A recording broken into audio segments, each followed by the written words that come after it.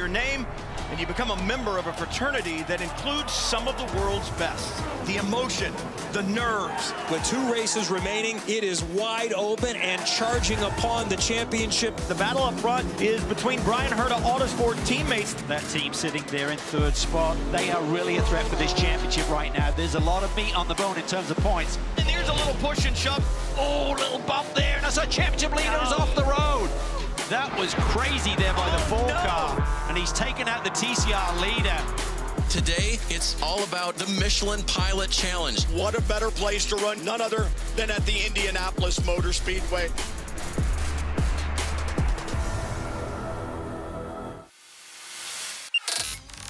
Emotion and entertainment conveyed by our NBC Sports colleagues there as we open our international TV broadcast with the 2.5, I'm going to say a half, it's 2.4 and a bit miles of this 14 corner circuit. Action areas, of course, down at turn 1, going back towards turn 4 from Speedway point of view. Big outbraking there.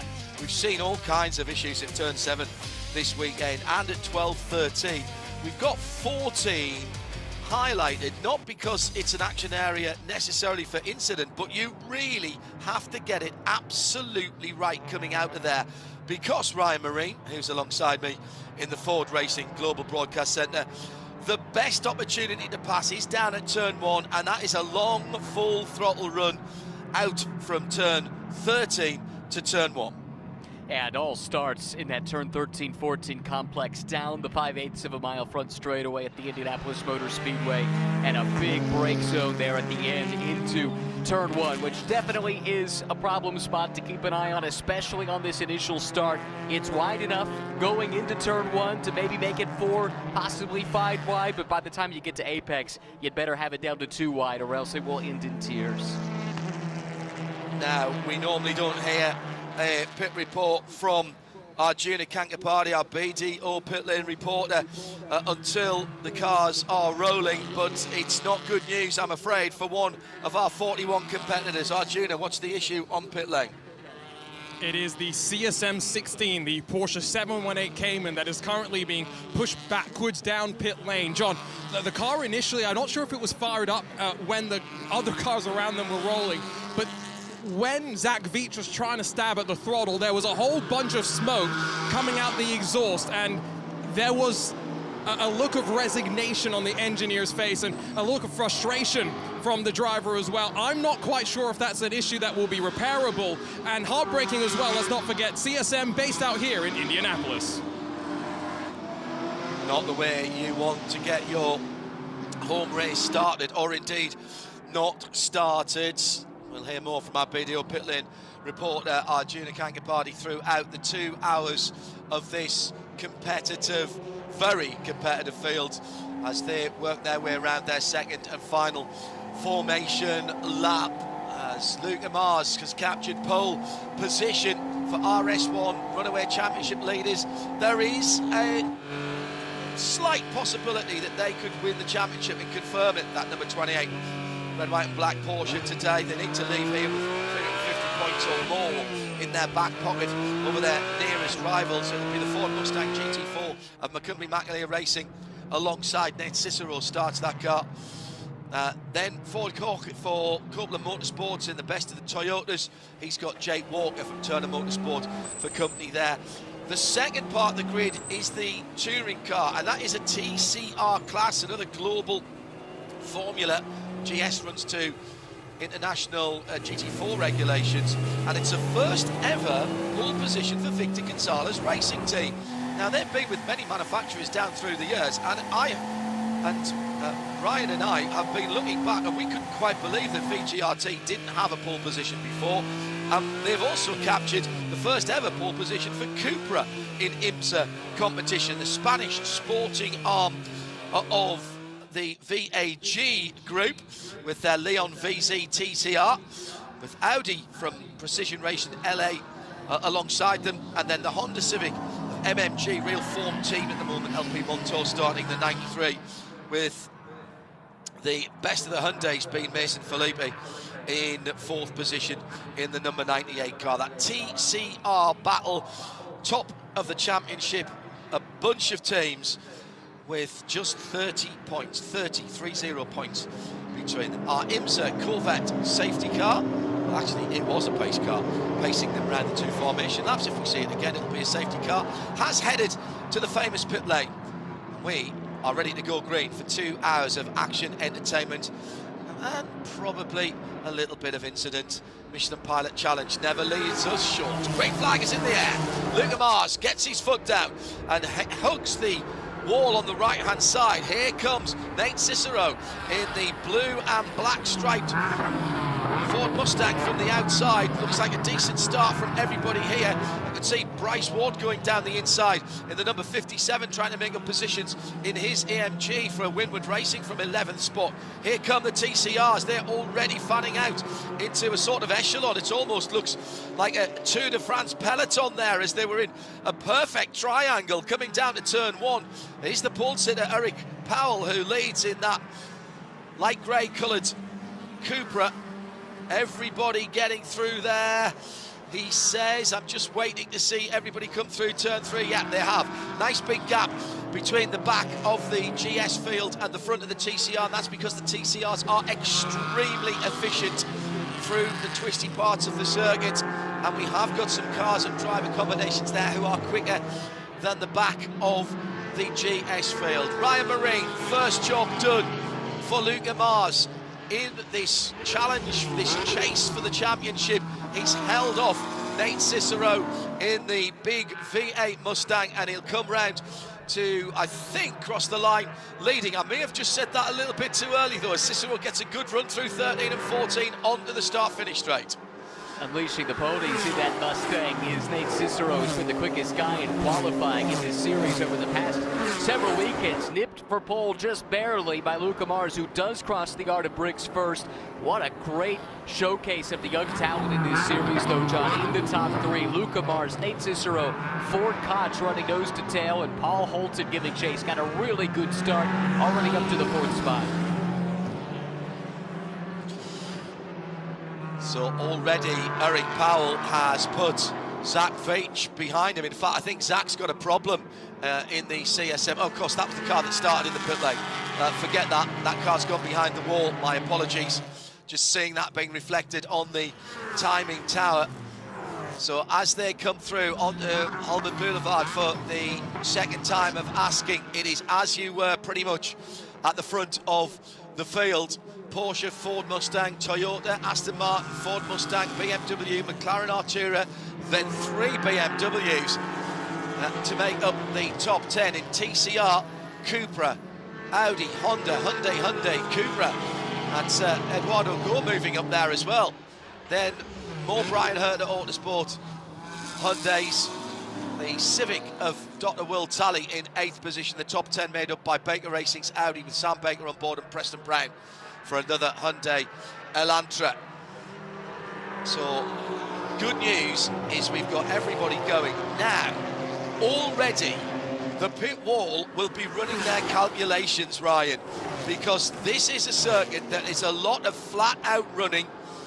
You are pedal to the metal for an awfully large proportion of the minute and 30 seconds, minute and 31 seconds that the GS cars are going.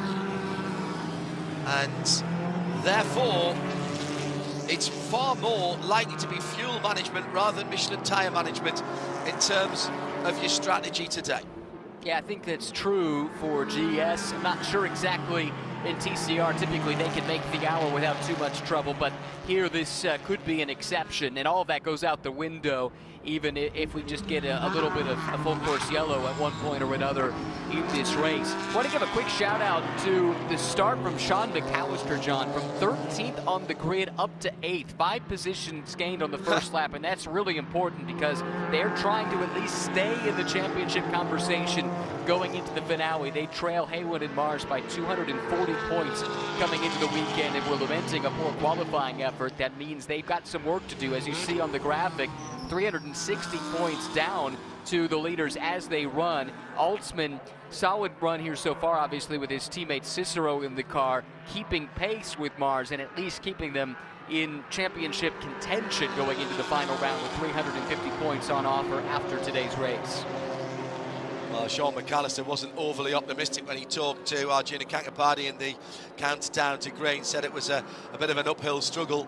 Well, he's got some momentum and he's made positions whilst everybody was close together. Now the strategy will come in. One car not making the start, local team CSM Sackfeach not getting the number 16 Porsche, a GT4 RS Club Sport on the formation lap. Arjuna Kankapati's been talking to the team. What was the issue there? Engine has expired, and no sign of it, unfortunately, John, until they tried to fire the car up on the false grid. It rolled out fine, it went through qualifying fine earlier this morning, and yeah, the frustration was evident from the entire team as they rolled that car back to the garage. Yeah, no oil pressure we're hearing from the team when he started it, and that was probably because it was being all blown out the back, as we heard from Arjuna, throwing a lot of white smoke out the back. Now here's the TCR leaders already catching the Van der Ster Racing Aston Martin. The yellow car has Christina Sloss at the wheel at the moment, and she's just been off the track right in front of them, so she'll have dirt on our Michelin tyres. And this is the first danger area for Eric Powell, who continues to lead. First pole position for VGRT, Victor Gonzalez Racing. First IMSA pole position for Cupra, the Spanish sporting brand. Now, can Eric get this done before the long front straight? Because then it's going to be difficult unless the team... Oh, and he's gone wide. He is down the inside, but I think Christina's going to work as a little bit of a pick there. The lead passed to the Audi for a moment, and then Christina trying to hold her line, getting mugged by not one, not two, but three TCRs, and through into second goes LP Montour in the white Honda. Now, sensibly, in that little battle, we've got one of the Hyundais trying to get the draft from the Aston Martin down the front straight. Well, that could have gone horribly wrong in so many different ways.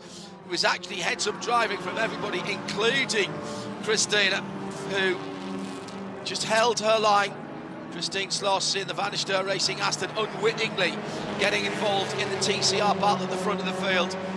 And it was LP Montour who made the advantage of that. But somehow, through all that, Ryan Marine, Eric Powell hung on to the lead.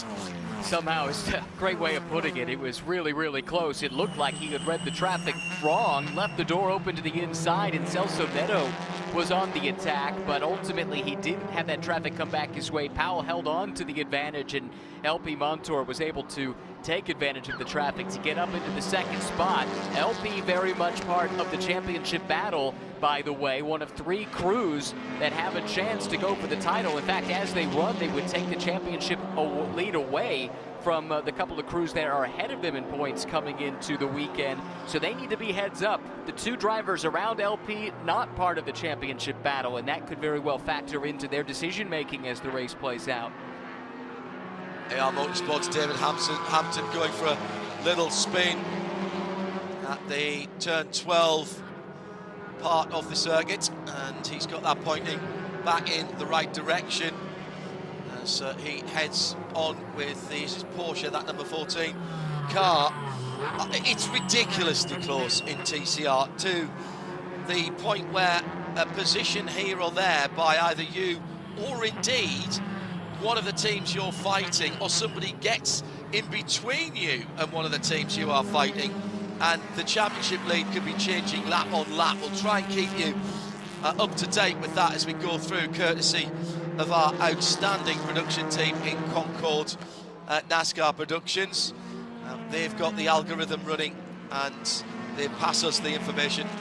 Thank you very much indeed to Aaron Stevens and the rest of the team for being the voice of reason in our ear. A little bit of an unconventional line for one of the leading Hyundais coming through, passing traffic there, but I think that's fine because I don't think there was an advantage in terms of position there.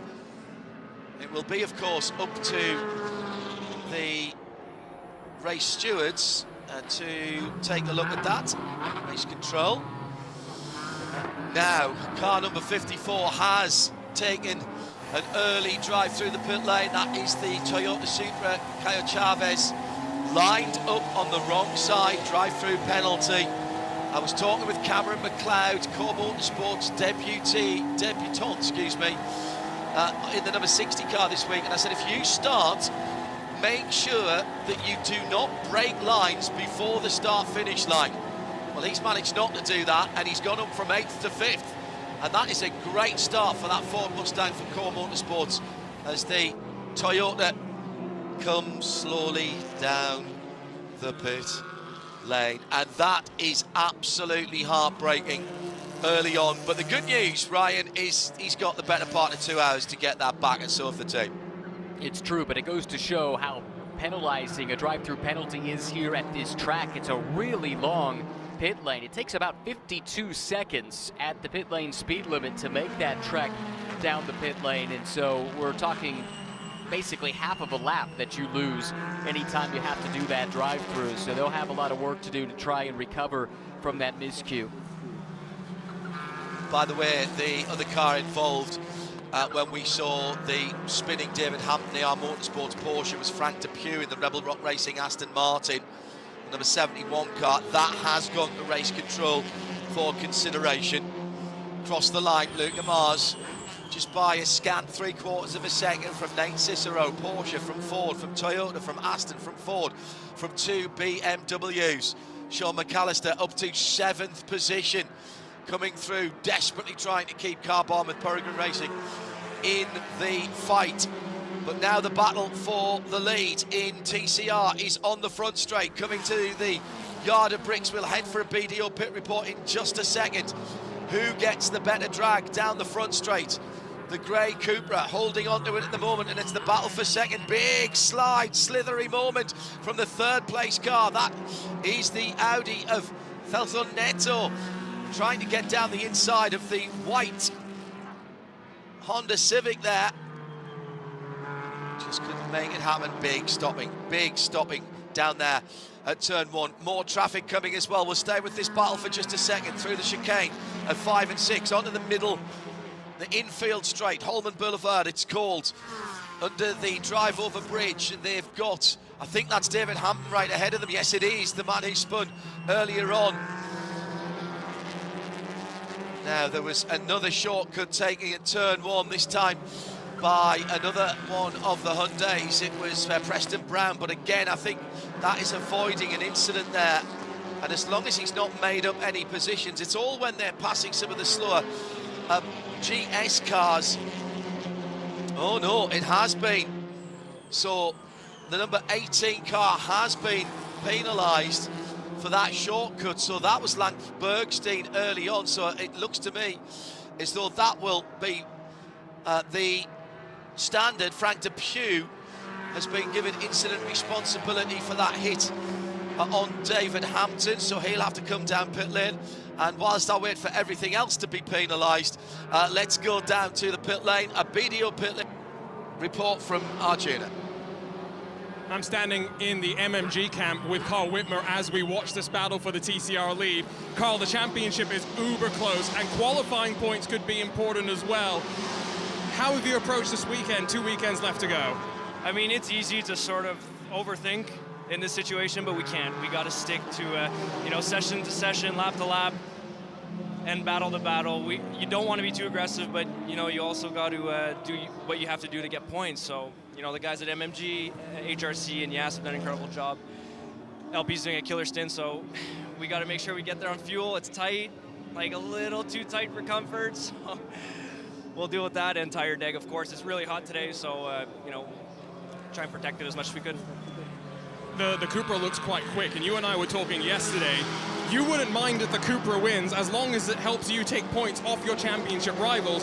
And one benefit is the championship leader. They qualified down in 10th. They've got some work to do. Yeah, that's one way to look at it. I mean, this is the best touring car field in all of North America. There's the best drivers out here. So, yeah, the Cupra's fast, and and there's some tracks where we're fast at. So, you got to take some and where we can, and hopefully get some big points. Thanks. Well, it's not going the way that he would like at the front of... it is going the way that he would like at the front of the field, because in a little bit of a schmozzle coming to lap David Hampton, the TCR leader went down the inside at turn 12. Eric Powell getting alongside, but then seemingly trying to back out of it. This might get looked at. It might be even worse for Eric Powell than just losing the lead. I'm not sure what David Hampton is doing there, trying to hold up the leader in the other class, but again, he's got his own race to run, so that's not my decision to make. But in all of that, Ryan, through has gone the Montreal Motorsport Group Honda, and now leads the race. Change of leader in TCR. Well, I'll say this, any car-to-car contact, really going back to the VIR weekend, but through the practices, through qualifying, everything we've seen here at Indianapolis as well, we have seen a penalty for the car that's maybe the aggressor, let's say. So that's the standard that's been set. That's a change to some degree in philosophy that we've seen from race control that started again the last time out at VIR, and it's been consistent, you have to say, every single instance where it's popped up. So that is potentially not good news for the Cupra. I mean, it's under review. I could see that going either way, because you could argue, and VGRT will say, didn't give us room on the inside. We were right up alongside, and we get pushed up onto the curb. Therefore, we've not been given racing room on the inside. The Porsche turned in on us. You know what they always say, however many drivers are involved, just add one for the amount of opinions there'll be about what happened. So race control have to sort that one out, and that is part of their job. They've seen an awful lot of action, and what they will be doing now is rewinding the tapes. I know it's all digital now, but you know what I mean. So they'll be looking at that. They've also got another shortcut to turn one to look at before they get to that one, to see if there was an advantage gained. There was also a coming together at turn one, as we've got a full course yellow for turn 4 on the turn 14 on the track. I think it's a piece of wing mirror glass, door mirror glass, should I say, spotted at just a moment or two ago. So this is going to close the field right back up again. It doesn't help in terms of driver time with just 17 minutes gone. Maybe I thought it was a mirror, but it's not actually. It's a bit of bodywork to almost up at the wall, but that's substantial. Through goes the number 59 Mustang with damage to the right rear. Oh no, I did think I'd seen a bit of glass, and there is indeed, shining in the sunlight, a piece of door mirror glass, and that obviously cannot be left there. So 40 minutes is your driver time, by the way, is what I was trying to get to there. On board, all the drivers will now be chilling out, talking to their pit lane. Do we stop? Do we not stop? There is the opportunity here for the GS cars, at the very least, some of the GS cars who are further back, just to top their drivers off with VP Racing fuel, Ryan, and therefore make their substantive stop either a bit shorter or a bit further into the race, or both. Right, I think we probably will see some of those that maybe don't have track position take advantage of just that. Now, crucially, we're nowhere near having got through the minimum stint length, so we're not going to see, I wouldn't suspect, driver changes, at least not wholesale driver changes at this point, because that would necessitate a further driver change further down the line.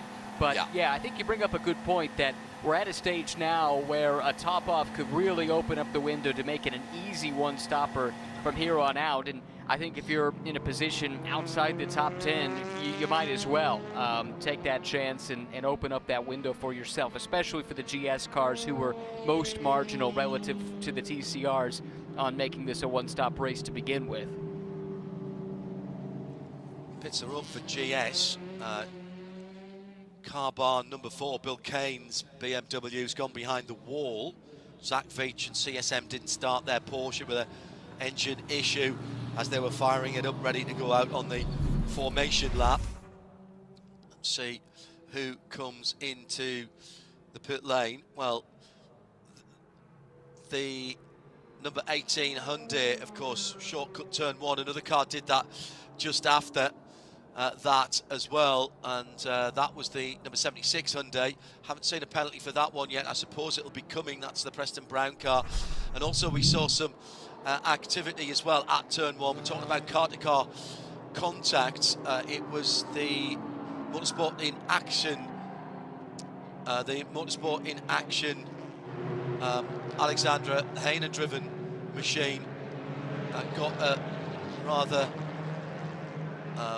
cheeky nudge from one of the BMWs behind, and I think just about everybody behind that Mia McLaren, Arjuna, has come into the pit lane.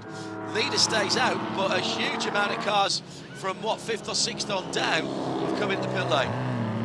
And a lot of variance, John. I can see the McLaren for Ibiza Farm Motorsport firing off with just fuel, but there's a couple of teams that have elected to take 4 tires as well. I'm not seeing any driver changes, as I think we expected, with the drive time still being far away from being complete. And the other factor to consider for these particular machines, John, is the fact that the time they've spent in pit lane, which, as both you and Ryan have mentioned, is quite substantive, upwards of a full minute, that will not count towards their driver time. And so the teams will be doing their calculations and make sure they bring the car in at the appropriate window to do their driver change. Well, Preston Brown has got away with his shortcut. It was at turn 6 rather than turn 1, by the way. It's a warning for that one. So that is, they must have decided there was no advantage gained there. A couple of track limits warnings as well. The most important of which is Celso Neto, who's 3rd in TCR. Ryan, those cars taking tyres, that suggests to me that they'll probably think to go to the end on that new set of Michelins they've put on, or maybe just a 2-tyre stop when they do their driver change later on. Yeah, I think that's it. I mean, this is primarily clockwise track, and you really are putting the load just on the left-hand side tires. Most of the big corners are that way, and so if you're looking at a shorter second stop because you've done this top-up here, you can still get the 2 tires done comfortably within that top-up time, I would think. And so that would probably be a pretty viable strategy, as we've seen the tire wear hasn't been massive here this weekend.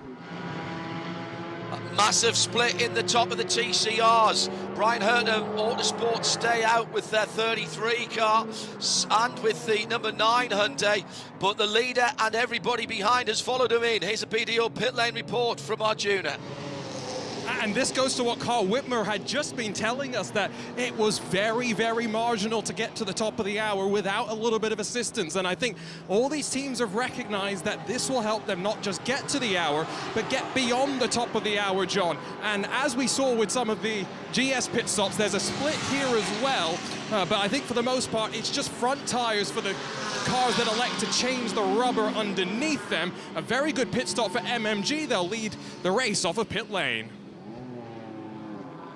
Came in first, and there was almost a coming together as they came to the pit lane entry and hit the pit lane speed limiter between MMG, who'd just taken the lead a lap or so before, remember, and the TCR Victor Gonzalez Racing Team, the grey car, trying to get down the inside. The pit lane, the entry to the pit lane, before that pit lane pylon, is part of the racetrack. So you can overtake. Now, obviously, as long as you're on the pit lane speed limiter and you're not speeding, you can also overtake in the pit lane. But it is part of the racetrack, and there was ground made up there, coming in by Eric Powell, who's back out again, as is LP Montour. Mason Filippi in and out as well from the top runners. But a definite split in the strategy there at the front of the TCR field, Ryan. But of course, what they know, what the guys know who did stop, is they're not losing out that much, because the field will be reset with the whole of the GS field put back in front of Mark Wilkins, who now leads TCR for Hyundai. Yeah, that is exactly right. I think that's what everyone who pitted was taking some solace in. You know that the class split is coming, and you'll take your place in line relative to the rest of the class. So as far as I can tell, 5 cars have stayed out in GS. I'm unclear about the Pan Am car. It looks like they stayed out too. Now, they've had a drive-through penalty, so it shows that they've made a pit stop. and a few others electing to stay out here as well. So I think it'll be everyone 10th on back that has made a stop. I'll double check that in a second. This is interesting. Turner back into the pits with the 96, and they're doing a tire change here. I wonder what the cause for that would have been. Well, I wonder if they've had a problem on the outlap. Yeah. It is still Jake Walker who started the car, who is behind the wheel. This is going to, again, add to the time, subtract from the drive time. It is probably the best way I should say that. I think you're right, by the way. There's a couple of people there who stayed out, including David Hampton, who obviously had those couple of spins, so he's promoted up to 8th position. Ted Giovannis, he stayed out for Team TGM Aston Martin, and I reckon did the 46 TGM car, Paul Holton, I don't think they had a penalty, so I think Paul Holton might be leading. I think he might be leading the cars that have stopped, and second would be Cameron McLeod for Core, if that is the case. Arjuna can shed some light in this BDO pit lane report as why we've had the Turner number 96, the red and white car, back through again.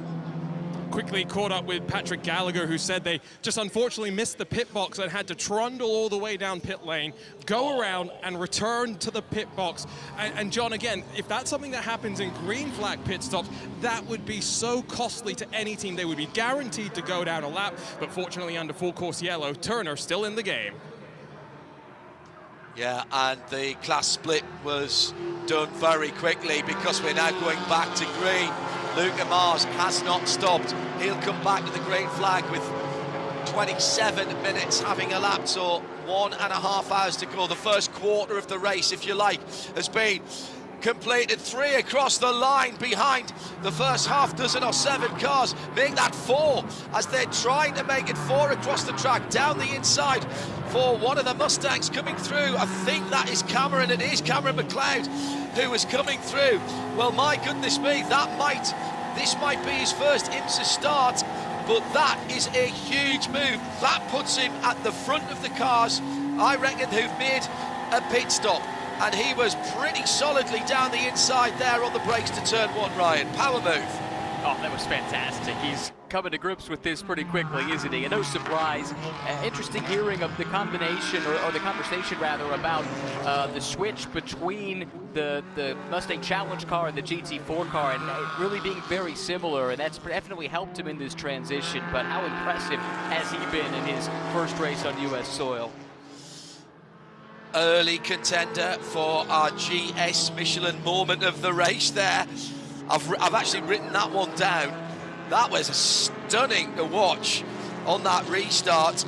Absolutely got back up to speed very quickly indeed. Meantime, at the back of the GS field, no split start, of course, so the TCR cars having to fight their way through. Mark Wilkins, Suelo Almeida trying to get through some of the slower GT cars around the outside as well. The number 89 Tyler Chambers Heart Machine has not stopped. Neither has Eric Rockwell for Rockwell Auto Developments, running the Elantra for the first time this weekend, and that's something that we haven't talked about yet. But a number of teams this year changing their manufacturer mid-season. I don't think I've seen quite as many doing it mid-season, talking about it for the following year possibly, but extraordinary stuff here in TCR. Here comes Monto down the inside, trying to make up a position, and just about gets it done at turn 1, but again he's got the TGM Aston right ahead of him as LP Monto went down the inside of that Tyler Chambers Hart car. Here comes the 99 into the pit lane. Incident responsibility with the Porsche. That, my goodness me, that must have been very tight. He was almost alongside, but almost not good enough.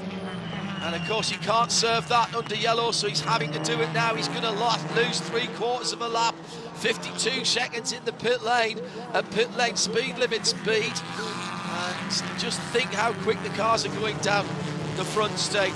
Game of inches and not the start that they wanted. They got the pole, they held the lead, but that is not where they wanted to be, and more TCR action as side by side and cars off the track there. Sam Baker in the Baker Racing silver and blue car, and was that Megan Tomlinson in the other Audi, the precision car? Was it Preston Brown? They were all in close proximity there, Ryan. I'm afraid I didn't get a good look at it either. I can't say definitively. Maybe on the replay here, but it is so tight. Wow, okay. The third car through, that was the 52, right? That really had nowhere to go. Correct. That was Sam Baker. So that was Sam Baker. It was Megan and Sam. Yeah. Yep. And that's being looked at. Right. And there was a third car involved at the start of that as well, which I think was Lance Bergstein in the 18. And man, space just runs out quickly, especially when these classes overlap. The fast TCR cars coming into the back of the GS field, and it's really bunching everybody up. Great opportunity though for drivers relatively at the start of their careers in these more than 300 horsepower front wheel drive 4-cylinder machines, turbocharged machines, to learn about multi-class racing. I've said this time and time again, it doesn't matter whether you're in a GTP car in the WeatherTech SportsCar Championship with P2s and 2 versions of the GT classes, or whether you are in TCR and GS, you only learn multi-class racing by doing multi-class racing. And there's a skill to passing, there's a skill, undoubted skill, to being passed and not giving up too much space, that it gives an advantage to your competitors if you're in your own race. And this is what all of these drivers are having to deal with here. Still an hour and 28 minutes to go. Frantic opening to this 2-hour race, Ryan. Yeah, to say the least. Now, one of our big early movers was Sean McAllister in the 39 from the Carbon team. They stayed out under that yellow, so they continue to move up the order. After qualifying just 13th, they now have some track position up into the 4th spot, and right now McAllister's putting some pressure on Ford Koch for the final step of the podium, but they're off sequence to the majority of the front runners in GS. Such a big chunk of them took that chance to top off, and we just don't know what the better option strategically is going to be. Yeah, fighting with one of the Toyotas with Ford Koch, but the Rafa Martinez car has had a bit of an issue, and that is contact as well from the Elantra number 33. I think that's Mark Wilkins, wasn't it? Yep. In the 33 car, and that is the leader. And you've mentioned it. I mean, I think that's more cut and dried than what we saw with the TCR leader. That was just nerfing into the back of Rafa. That will go to the stewards as well. Not yet seen the side-to-side contact or side-to-rear contact on the Mia McLaren being looked at, but I'll keep an eye on that as well. Late lunge down the inside at turn 1 by Sean McAllister, but it's the Toyota that holds on to that position. Number 39 car coming through the field as Ford Koch holds on in the blue and black at the moment into that 3rd position. This is allowing Caio Chavez in the Pan Am Motorsport Supra. So the BMW in between 2 Supra GT4s at the moment. The meet in the Supra Bred. Oh, how late was that into turn 1? Did just about get his nose ahead. Do you know what? I'm not sure there was even any contact there. We'll keep an eye on that. Let's head down for another BDO pit lane report. I made my way over to the Winwood Racing Camp, and I'm standing with Dan Arrow, who was with us at VIR for his first taste of American motorsports, which I know didn't go quite your own way, but how much of a change of atmosphere has it been to be over in America, albeit with the same Winwood Racing crew you've been competing in Europe with for a couple of years? First of all, I have to say it's a pleasure working with this team last year with the successes we had in Europe. And in the States, of course, the rules are different, the regulations are different. It's the first time for me in a GT4, but I'm enjoying it very much. We were just talking strategy because Winwood came in during that caution to fill up, and you're not quite sure when you're going to get into the car, but how hard are you going to be able to push with the tire wear that a lot of teams and drivers have been talking about this weekend? Indeed, we have the issue of tire degradation. We we have to keep in mind the fuel usage, so it depends how long Bryce can go on fuel now, if there's any yellows. And I'm still learning the strategy approaches we're doing, but all I'm going to take care of is to drive as quick as possible. You race both in GT3 and in GT4. How big is the difference to get adjusted to every weekend? Luckily, the cockpit of both the Mercedes GT3 and GT4 are very familiar, but indeed I'm jumping cars every weekend. Last week I was in Suzuka in the Porsche 992, so it's a challenge. I always take a few minutes to sit down in the car and remind myself the buttons and the procedures, but once the last 3 years it's become a normal practice, so I've become to some degree quite good at it. Appreciate it. Thank you, Dan. Thank you.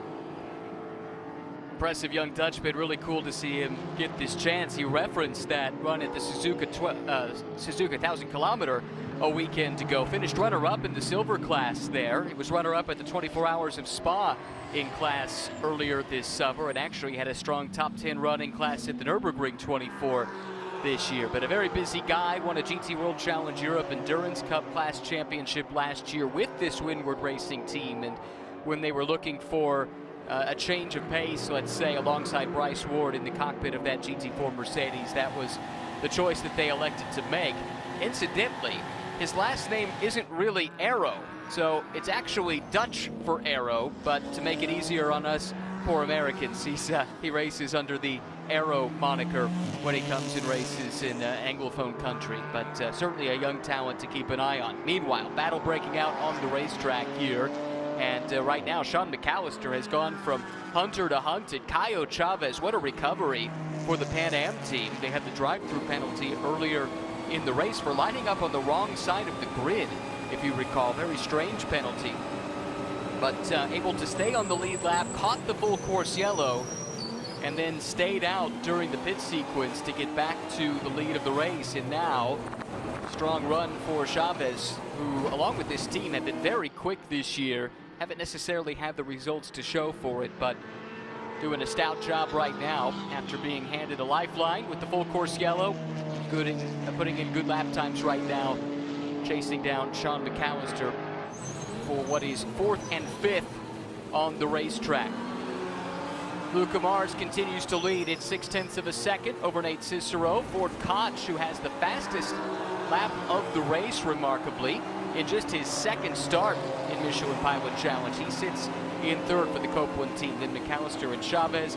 In TCR, Mark Wilkins with the sword of Damocles dangling above his head for that contact we saw a little bit ago, and actually the sword just dropped as I say that. Drive-through penalty coming, incident responsibility. Currently, though, still leading in TCR, but with that penalty, John, that should put the lead into the hands of Suelio Almeida and the number 9 TCR car. And so here's the issue, is that they did not make a pit stop early doors, as the Ibiza Farm Motorsport McLaren has gone straight on a turn 1 and unfortunately does not go the right side of the shortcut, which is actually the left side of the barrier. Saw a number of people in practice and qualifying, or practice at least rather, going around there just to make sure they knew where it was, and indeed possibly just to clean it up a little bit as well. You often see that in the IndyCar Grand Prix here in the early part of May, so that there is a little bit of rubber down on that cut through. Has been found now, and and it was very, very close between the Ibiza Farm car and the back of the Motorsport in Action, the Mia McLaren. Oh, how did they not come together? Even though I knew that they weren't going to, Moise Uretsky must have been a piece of paper away from Alexander Ahena in that MIA, the Mia car, should I say. They were battling over 8th and 9th position. Remember, Mia McLaren has not yet stopped. One of 5 cars or so in the top 10 who have yet to make their first stop. Whilst that was happening, Mark Wilkins in the multicoloured Elantra was in and out of the pit lane, Ryan, to serve that drive-through penalty, which was for rather obvious contact at turn 1 earlier on. Meantime, Rafa Martinez off at turn 1, but back on. The grass has dried up. It was quite slippery on the grass this morning for some of our earlier sessions. You could actually see when the WeatherTech cars were out, when they came back on the track, they were leaving 2 damp marks behind them, even on the slick Michelin tyres.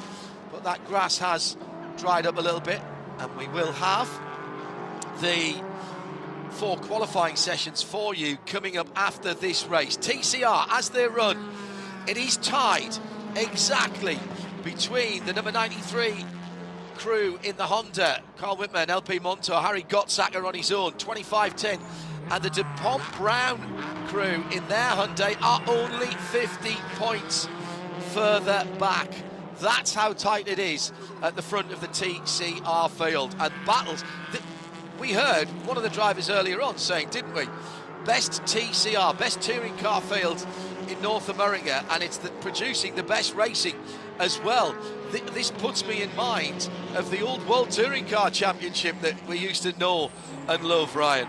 Oh, this is fantastic. This is what touring car racing really should be all about. Suelio Almeida trying to hang on for the lead of the race. He's got the Go Racing Cupra breathing down his neck. Celso Neto is right there too, so it's a Hyundai, a Cupra, and also an Audi 1, 2, 3 with the Honda actually running up in the 4th spot right now. So great mix of manufacturers. Whoa. Really close racing as well.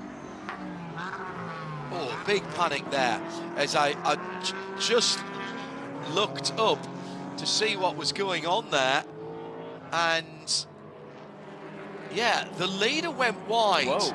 Luca Mars went wide at turn 1, and that has allowed Nate Cicero in the Mustang to go through. Just a miss of the braking point, easily done at turn 1, and possibly some issues in that car. And then I saw its teammate, or the car that's nearly the same colour, should I say, going slowly in Holman Boulevard. So I was now hearing now from the team, the driver in that Porsche Naples machine.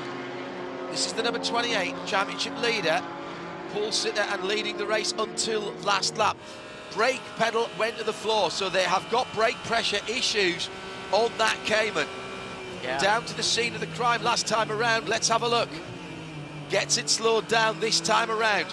No action on the contacts that we saw earlier on between the number 67, and that was the CSM car in the pits at the moment, and the number 30.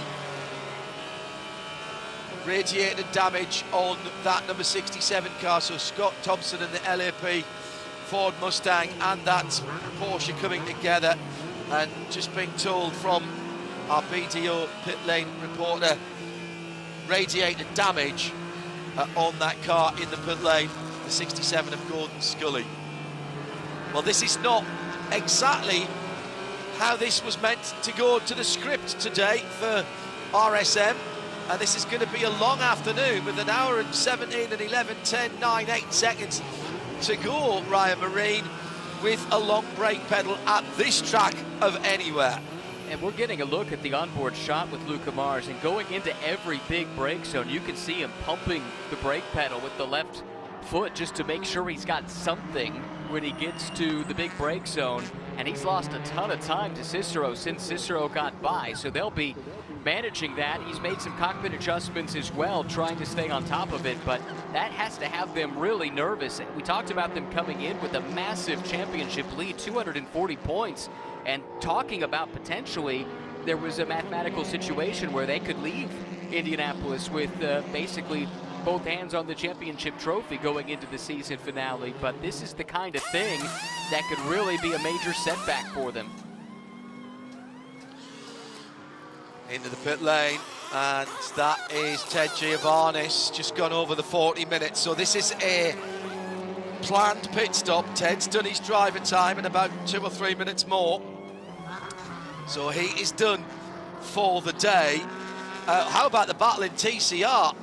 Eduardo Go absolutely on the back bumper. Across the line last time, they were separated by 0.005 of a second, which means there must have been an overlap, because you can't be that close in time if they were line astern. And in fact, the bright orange Go Motorsport Cupra has taken the lead.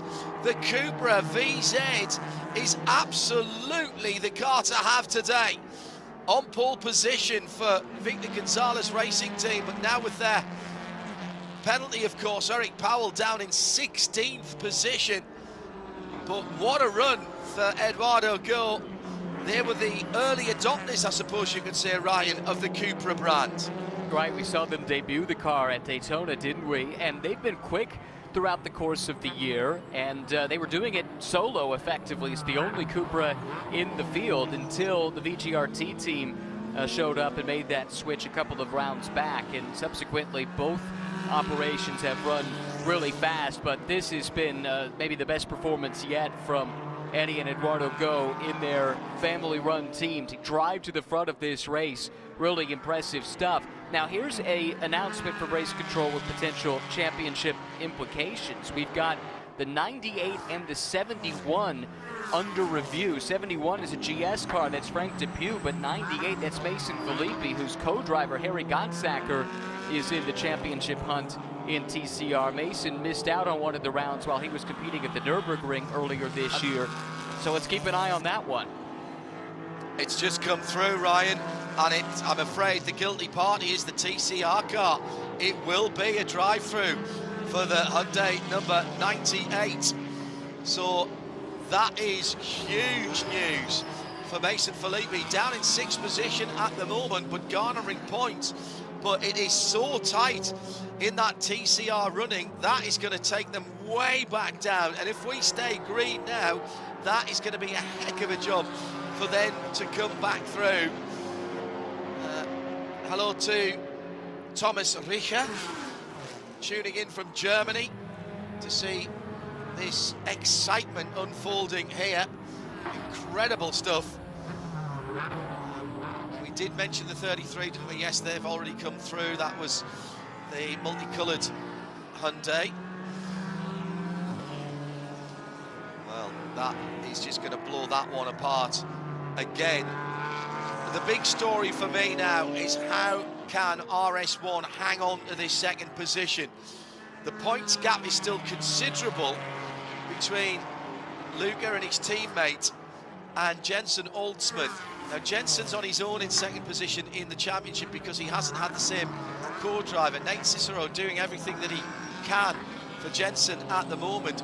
But if that is an ongoing brake problem for that RS1 red, white and black number 28 Porsche, Ryan, every car that goes by them by the time they get to the checkered flag is points in the pocket of Jensen Oldsman. They can't do any better than what they're doing at the minute. They're leading the race. They need help from the rest of the GS field. Well, or help in the form of bad luck, or some combination of the two, right? With Luca Mars dealing with whatever this is, it would appear to be a brake issue. And give him a ton of credit. This young man really doesn't have a ton of experience until a couple of years ago. Now he's packed a lot of races into a short amount of time, but managing this in real time, getting good feedback, I'm sure, from Justin Bellinzoni and the entire RS1 crew, but having to manage an apparent brake issue while fending off Ford Koch, who is pretty fast, in fact has the fastest lap of the race so far. Really impressive job here by Luca Mars in difficult circumstances. Very interesting to see as well the different strengths and weaknesses. GS is a balance of performance class. That's why you get cars that look and sound distinctively different and are different shapes from different manufacturers, often with even different different philosophies. So that battle for second, third and fourth, mid-engined flat six Porsche, front-engine Toyota, front-engine BMW, then we've got another Toyota, then a V8 Core Motorsports Mustang. Cameron McLeod still holding on to that 6th position. Was up to 5th at one stage, so he's lost one spot there.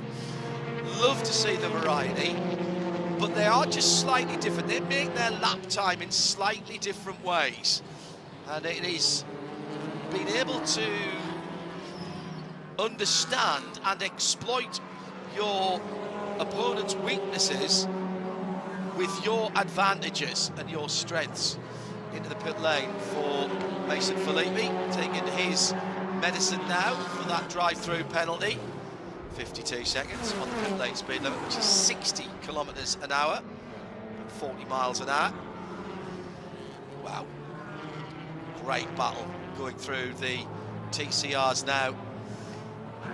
Here comes that number 13. Nate Cicero, the leader, hits those battles first, and he's got to manage that traffic, and there's a real skill there. The battle for second, third, fourth and fifth now beginning to close in on them, with Cameron McLeod back into fifth position ahead of Caio Chavez. They're having a cracking scrap in the Core Motorsports Mustang and the Pan Am Toyota. Two Toyotas in the top six at the moment, two Mustangs, a Porsche and a BMW, with an Aston Martin then in seventh, just again underlining that variety of manufacturer that the hard-working technical team on BOP at IMSA tries to give the same playing field to, and the same level of playing field to, so that everyone has the chance. And to be fair, we've spread out fastest laps and podia throughout the season between the manufacturers, so hats off to our technical team. Cameron McLeod flashing their headlights in the red, white and blue. Red, silver and blue, number 60. Oh, into the pits. So car pulling out of that battle then. It's one of the Toyotas that pulls in, and that's Ford Koch coming in the blue, black and white car, the number 23.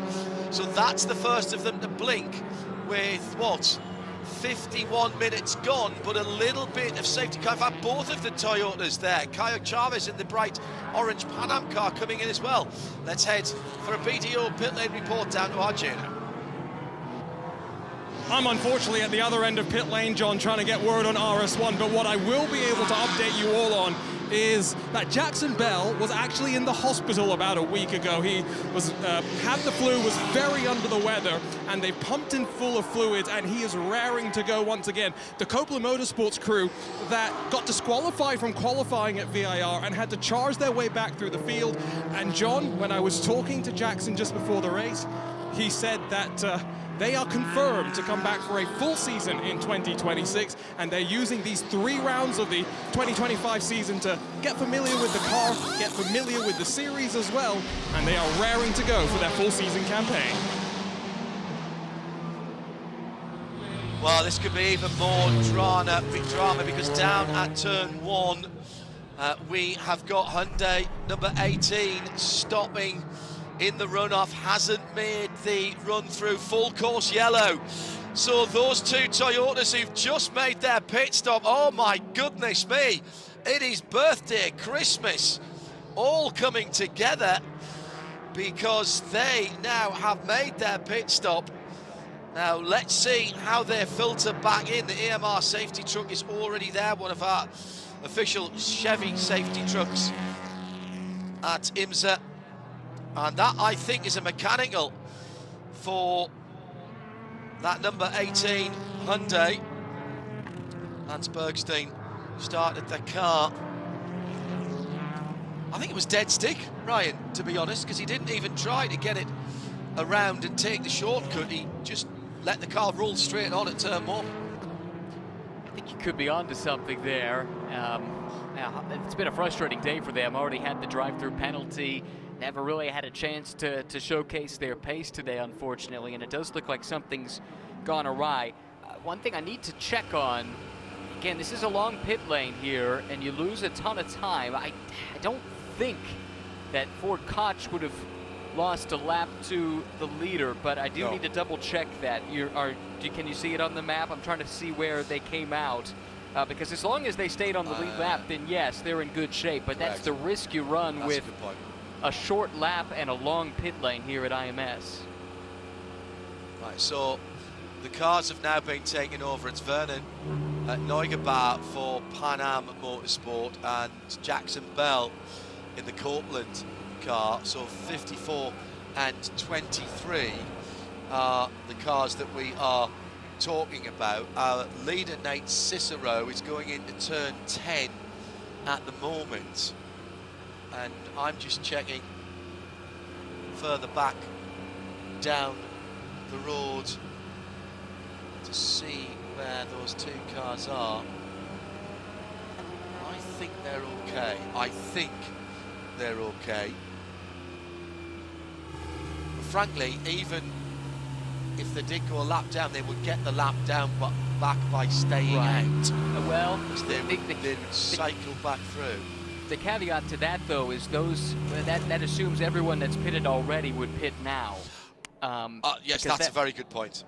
And I don't know that they would, because you're not at a place where you feel like you can make it on being your last stop here with 65 minutes still to go in this race. So that again, that's a potential risk here. Yeah. Unfortunately, they are they're so close together behind the safety car that on my GPS I can't quite pick them out all of the numbers, which is what I'm vainly trying to do. Let's see if we can do it by eye. Pits have not opened yet, so I'm just being told from the pit lane. Well, Arjuna, you can see better than I can, so you've just seen the cars go by. Did they lose a lap making that pit stop? Yes, but I think they will get the lap back once the field cycles down to pit lane. I think the problem is, and I would appreciate if you two would correct me on this one if I'm wrong, I think they'll end up back at the tail end of the GS field, very reminiscent of what they had to do at VIR, and charge their way back through the pack. Yeah, they must have been very close to getting out without losing the lap. It is a 91, 92 second lap for the GS field, but if you are filling with fuel and doing tyres, then quite clearly you are going to lose a lap. Luca Mars then, or Nate Cicero should I say, will get the first opportunity to come in terms of the GS. The pits are open now. And let's see. Well, surely, with an hour and 3 now on the clock, it'll be about an hour and 1. It takes a couple of minutes to do a pit stop. It's going to be 59:58 as you roll out. We won't go green straight away. It is going to be tight. Oh, in the pit lane again for Mark Wilkins, and pits aren't open for the TCRs. So has he had to come in for emergency service there? Because his first time through the pit lane was his drive-through, and the pits haven't opened for TCRs yet. Here we go. Here's the scramble on pit lane, and it's a race to the 60k pit lane speed limit line, which they hit now. Everybody throws out the anchor.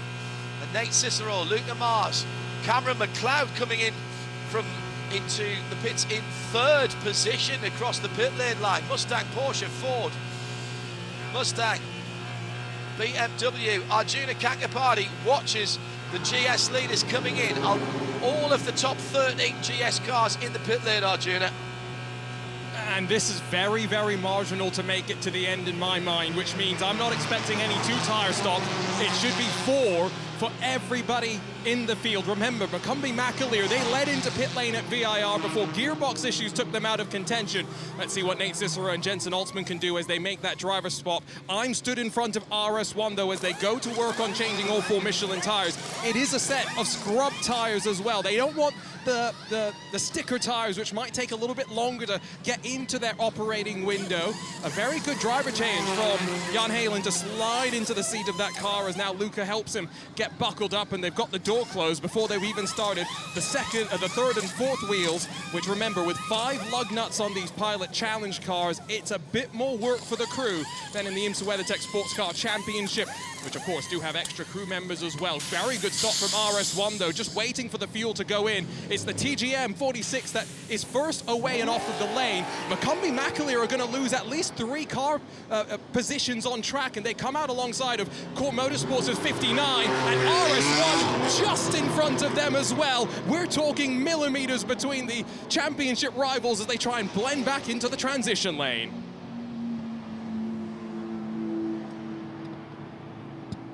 And ahead of all of them, the number 57 AMG led them off the pit lane. That was very, very tight indeed. Jensen Holtzman, very gentlemanly, just lifted for a moment as he had the number 59, Robert Neuinger, right alongside him, and actually loses a position because of that to his Ford Racing junior teammate.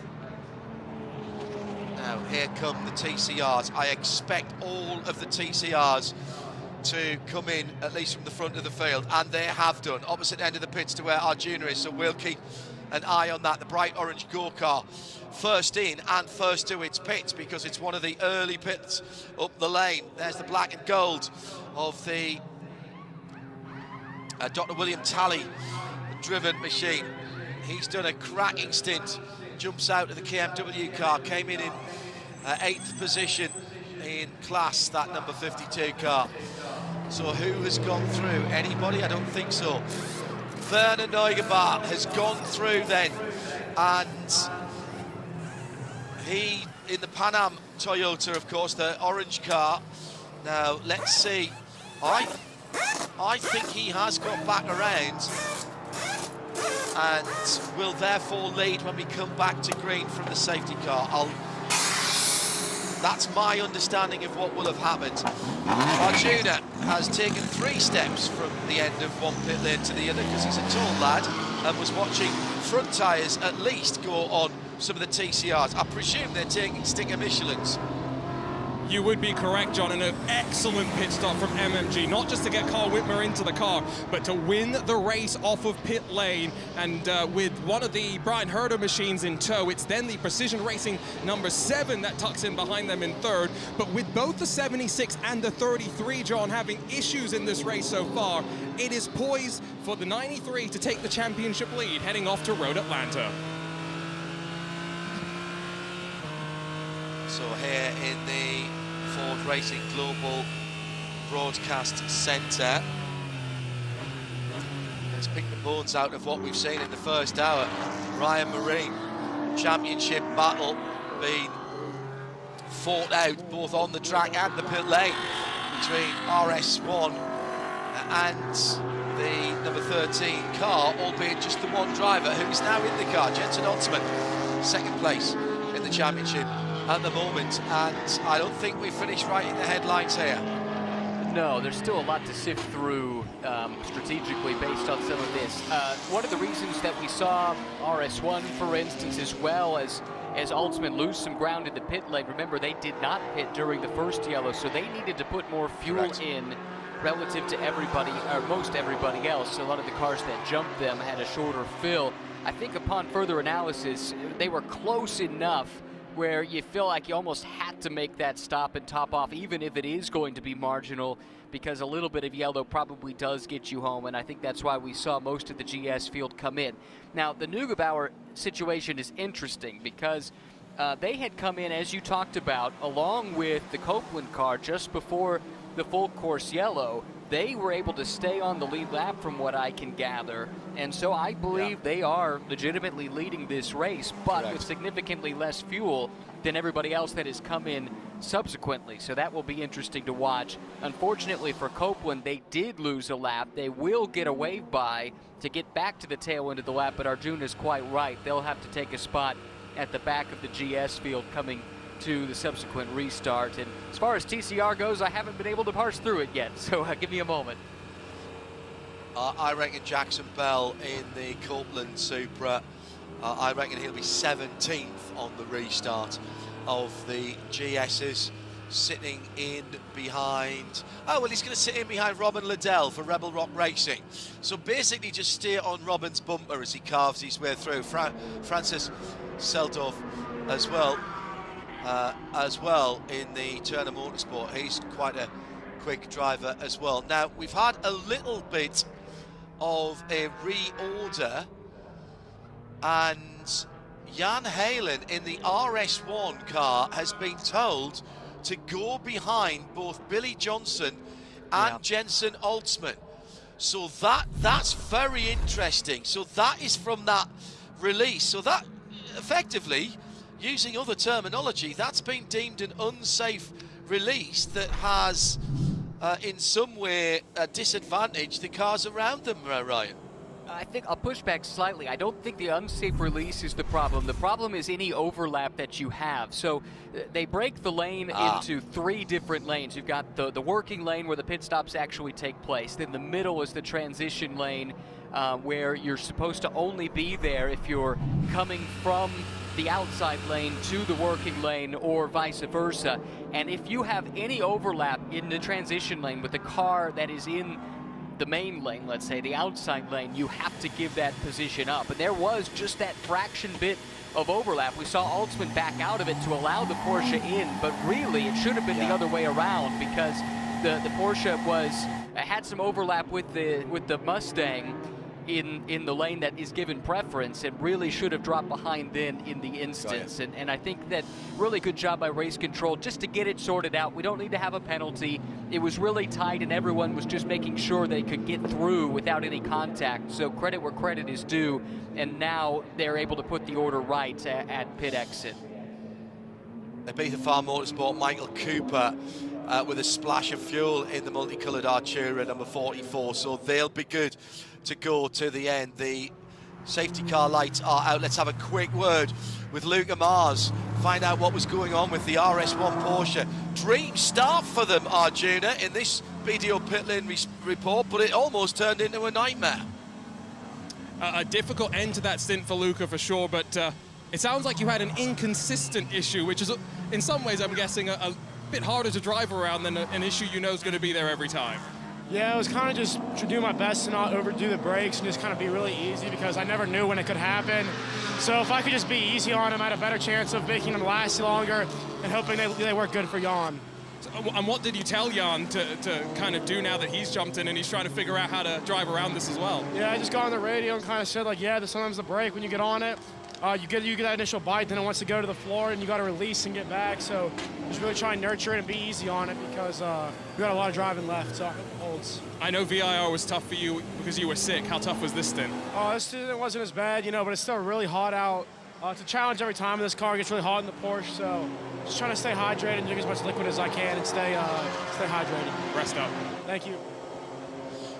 Going back to green after that BDO pit lane report, and immediately challenges at the front of the field as Matt Plum goes for the lead. There's a lapped car in there as well. The other Aston Martin down the inside is probably going to benefit the Toyota that holds on the lead for the moment as they're trying to come through. So back on the lead lap then for that green and yellow Aston Martin, the bright orange number 54. Oh! Neugebauer, stop plus 60 on his pit stop, ran the red light on the pit exit. That's how he didn't lose the lap, Ryan. And so all of that hard work means that he will absolutely plummet now. He's still fighting Team TGM right along behind him. And then it's the 57 of Dan Arrow in Winward Racing. Great first stint by Bryce Ward, and they've played the tactics there as well. So that will become the fight for the lead between those two. And very clearly a full red light as everybody was going down the front straight. And there were all the TCR cars that were at the front of the field at that point, of course. Possibly that just confused Neugebauer. And what about Robert Neugebauer? First time in the GS class. He's driven here before in TCR, currently up in 4th position, or at least he was last time around. Might have just lost a spot or two there as they go across the line. with Neugebauer still leading from Matt Plum, Dan Arrow, Noaker, Leah Fuge, Billy Johnson, Jan Halen. As they go across the line, that's your top 7.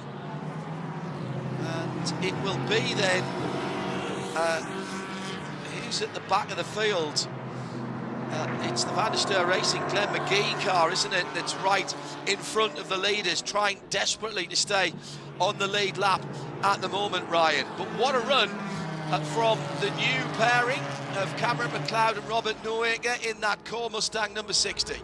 Yeah, they've been awesome. Really, really fun story for so many reasons. Now the 2-time and defending Mustang Challenge champ in Noaker, and then Cam McLeod, the up-and-comer from down under. And yeah, they've been absolutely fantastic all season long. This is big, though. A drive-through penalty was just issued to the 13 car. That's Jensen Altsman, who's a championship contender. There was a crew member over the wall too soon during that pit stop, and with only 50 minutes to go, that will be really difficult to overcome.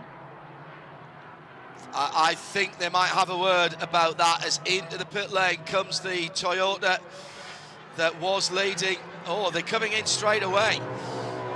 They're coming in straight away. I saw the blue car coming in, having seen the replay. I'm not sure the crewman had his foot on the ground while the car was still moving. He might have been in mid-air, but does airspace count? I've look at the book. But they've decided to come in anyway, I believe, and give Jensen the chance to fight back up through the field if there is another safety car.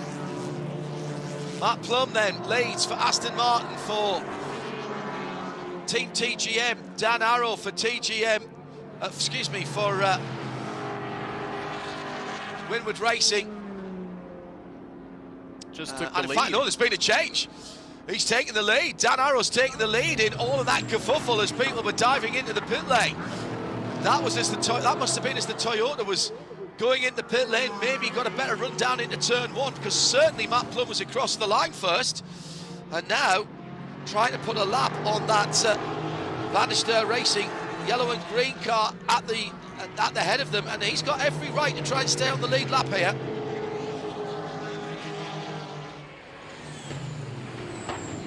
Now gives it up as they dive down the inside, and you have to basically now, once you've let the leaders through, you're going to have to stand it up and just let them all go by.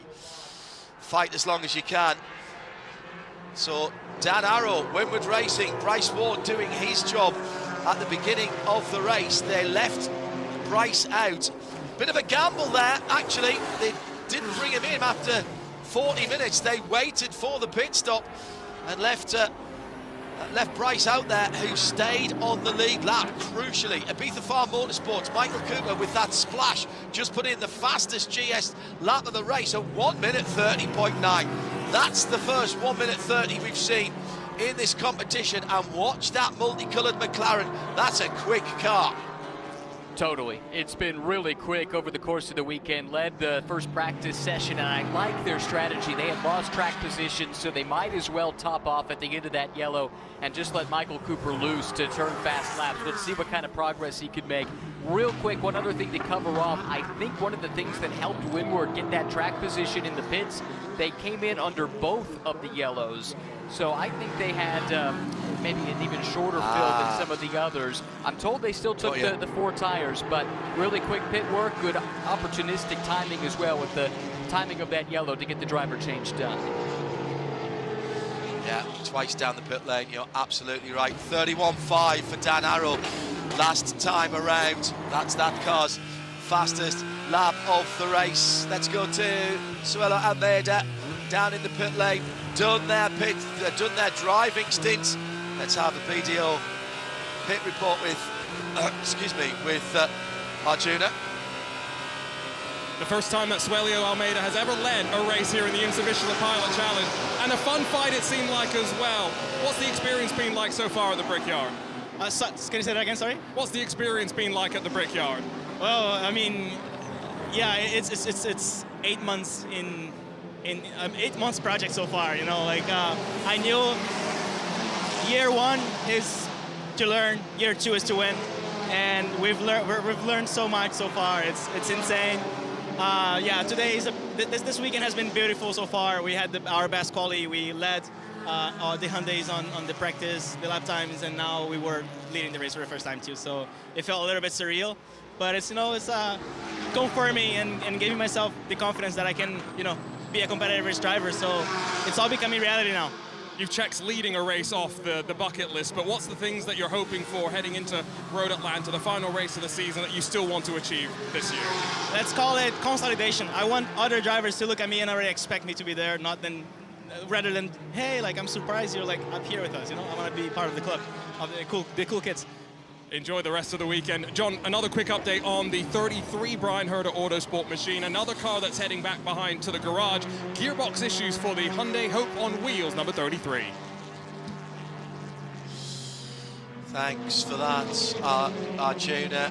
A little intake of breath from me. Our race leader, Dan Arrow, penalised for blocking, and a drive-through has been assessed for the Winward Racing car. Now, I didn't see a warning for that, but you don't have to be given one. So it must have been fairly egregious. Also, TGM number 64, pit lane speed violation, 10 kilometres over. That will be a drive-through. So the penalty count beginning to rise here, and once again, Ryan Marine, this is the race control taking no prisoners here. So where was the blocking? That's the question. I don't think we saw it.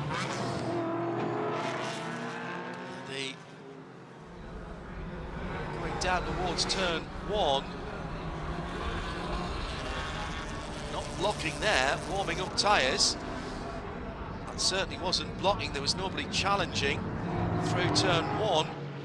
They were right in behind. This is where the lead changed, I reckon.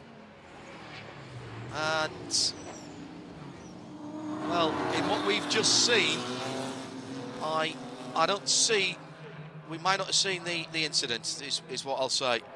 Yeah, I think that's right. I got a message that straight away.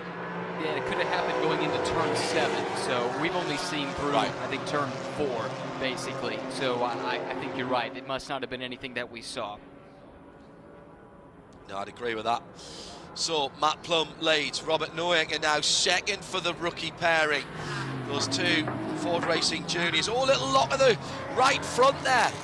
Aston Martin versus Ford, two front-engine V8 cars. And look who's in third now. Stephen Cameron Racing. Come from nowhere. Gregory Leofouge racing to end Alzheimer's. Then Billy Johnson in the 59, the second of the core motorsports car. Mustang second through to 4th position. Of course, the Ford that they wound up there is Jensen Holtzman's car, and he is down in 29th position, 16th in GS. Plenty to play for, 43 minutes to go. And we still have to consider our Michelin moment of the race in GS and one in TCR as well. Ryan Eversley leads that TCR battle in the Audi of Precision Racing, the number 7. Then two Hyundais have fought their way through. Denny DePont in the number 76 car, with Harry Gottsacker in the 98. 4th for MMG, the Honda. Carl Whitmer, that team having a great run of form. Go Racing in the fast Cupra Leon VZ, and the top 6 made up by KMW Motorsports. The black number 5 Honda Civic. Tim Lewis behind the wheel of that car. Just trying to see where Victor Gonzalez Racing is. Tyler Gonzalez in 8th position, and only some, not even 10 seconds behind the leader in class. Oh, damage to the back of, now that looks like the number 60 Robert Noyager car, I think, is it? That's got damage at the back. No, surely 59. Not. It is the 59, the team car. And there was debris on the circuit as Noyager goes for the lead and takes the lead just as the full course yellow is about to come out. I think he got that done before the lead happened. Robert Noyager, who we have seen do this in other Formula and managed to time his pass perfectly. Did he get it done before the yellow?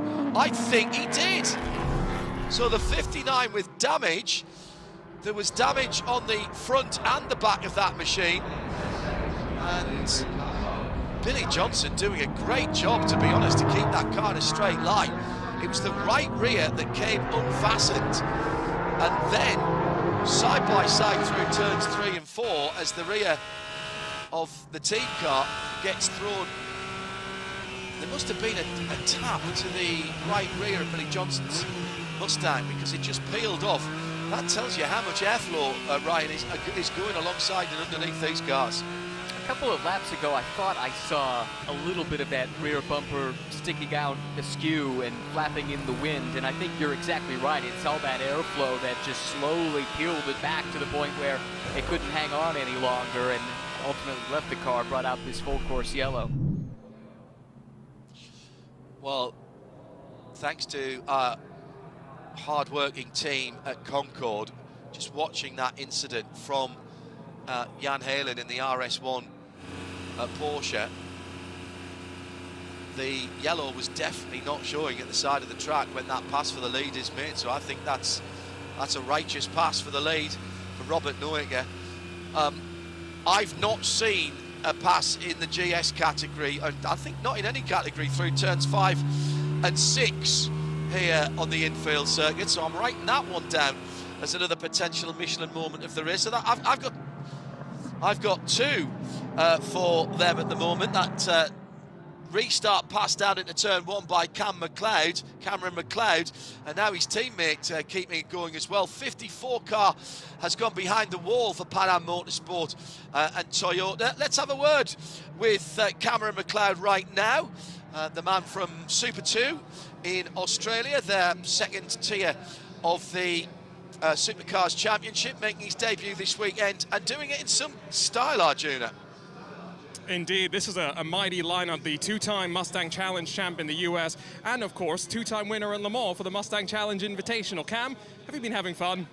Yeah, no, it's great fun. I think we are a pretty strong pairing in the Ford Mustang. But yeah, no, Robert's done an awesome job. I got off to a pretty decent start, and I think the full course shallows played into our part. But yeah, no, I'm enjoying it, and Robert's just moved to first, so all smiles around. What was the mindset coming into this weekend? Obviously, you're trying to learn about racing in America, but I think, like you say, it's a good pairing, so I'm sure you expected some pace as well. Yeah, we were pretty speedy in practice, and then qualifying we had a bit of an issue with the tyres pressures being wrong, but yeah, we kept our hopes high and we're coming off 8th, and with me in the start, we chipped away and the car was real fast. The team did a good job to just do the little things that make it a lot better to drive, and it's all paid off, so hopefully we can just touch wood, we just stay where we are, and Roberts does a good job and brings it home. What was it like on those restarts headed down to turn 1? It's a lengthy run, getting the power down and then trying to be aggressive but looking in the rearview mirror as well. Yeah, well, at the start, my cylinder head was through the roof, so my whole first stint until the safety car was at like 120 cylinder head temp, so I was doing a little bit of naughty stuff and kind of slowing it up, not defending, but I think just driving, you know, smart to get a gap from the car ahead and short shift to cool it down. And at the end of the full course shallow, it was cooled down, and then from there on into it, I just lit it up and got going. Thanks, great to see you here. Awesome, thank you. Appreciate it. Oh, well, that explains a lot then, doesn't it? Because freed from the overheating cylinder head, that restart, he took off like he was rocket powered down into turn 1 with that power move, as we described it. And as the safety car lights go out again, this has closed everybody up. We didn't open the pits there, but we will put the GS cars back together, so that brings Jensen Holtzman back onto the back of the line, now in 16th position, so he has passed a car. That's the championship battle that we're talking about there, the blue and black number 13, and the red, white and black Jan Halen driven Porsche, with a question mark at least, I think we have to say, Ryan, over its braking performance. Inconsistent brake pedal. Right, we saw that crop up during Luca Mar's stint. We heard from Luca talking about the fact that you'll go to the pedal, then he goes to the floor, you got to pump it back up, and yikes, that is not where you want to be. The good news is they have a veteran in Jan Heylen behind the wheel, and chances are he's dealt with something like this at one point or another in his career.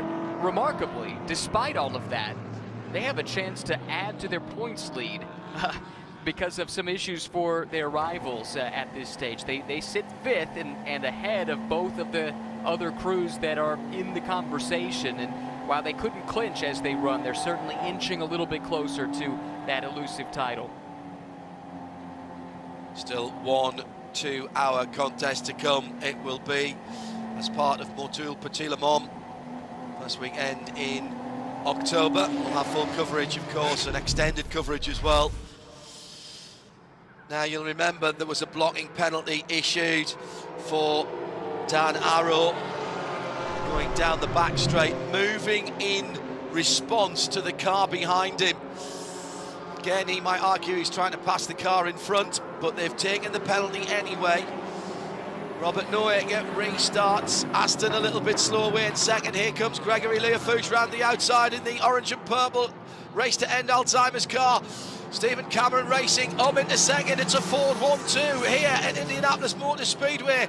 It's a Ford 1 and 1.5 because it's not quite 2, and it's back to 3 again as the Aston comes back through on the cut back up the inside at turn 4, in through 5 and 6 where the lead was lost just before that yellow flag, and the Aston regains the position. Noecker leading and pulling away with the scrap going on behind. 2 more Ford Mustangs in the game there with Billy Johnson still there. The black-fronted car having a look down the inside as well. And motorsport in action. Jesse Lazar in the gold and white McLaren. The Mia McLaren number 21 has come through the field, gets a little love tap from the championship leader, Jan Heylen, who's dropped the position on the restart. And here comes the Carbahn car as well, the Carbahn BMW. And this is the problem for Heylen now. Every time we get a restart, he is going to be swamped by cars who've got better braking potential.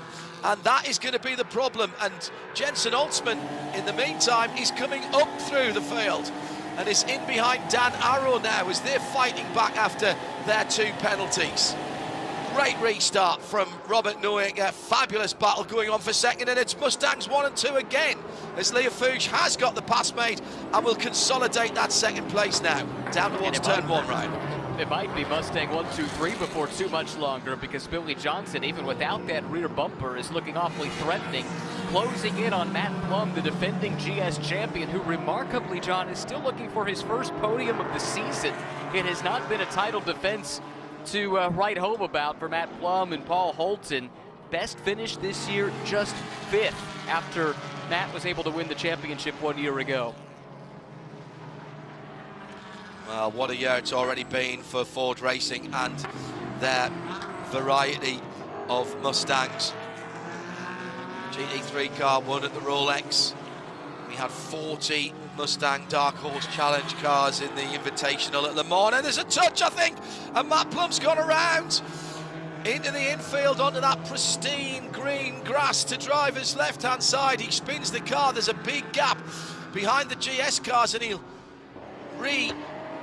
fire it and get going. Now, did he get a little nudge from behind? He did.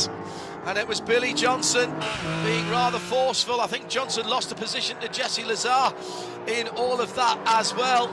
But it was definitely the old chrome horn there. And that's another position made up as well, of course, by Jan Heylen. Dan Arrow back into the pits. To drive through. Now that will be... That's another penalty. Yeah. Another blocking penalty.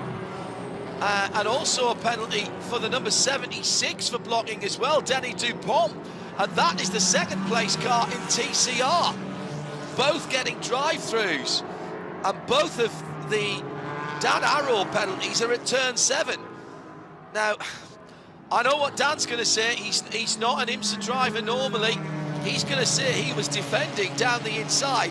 But the clear rule here in IMSA, which is somewhat different from the interpretation of over enthusiastic defence and blocking in Europe is you cannot move in response to what the car is doing behind you. If you're going to defend on that back straight, you have to get across to the left-hand side before the driver behind you makes his move.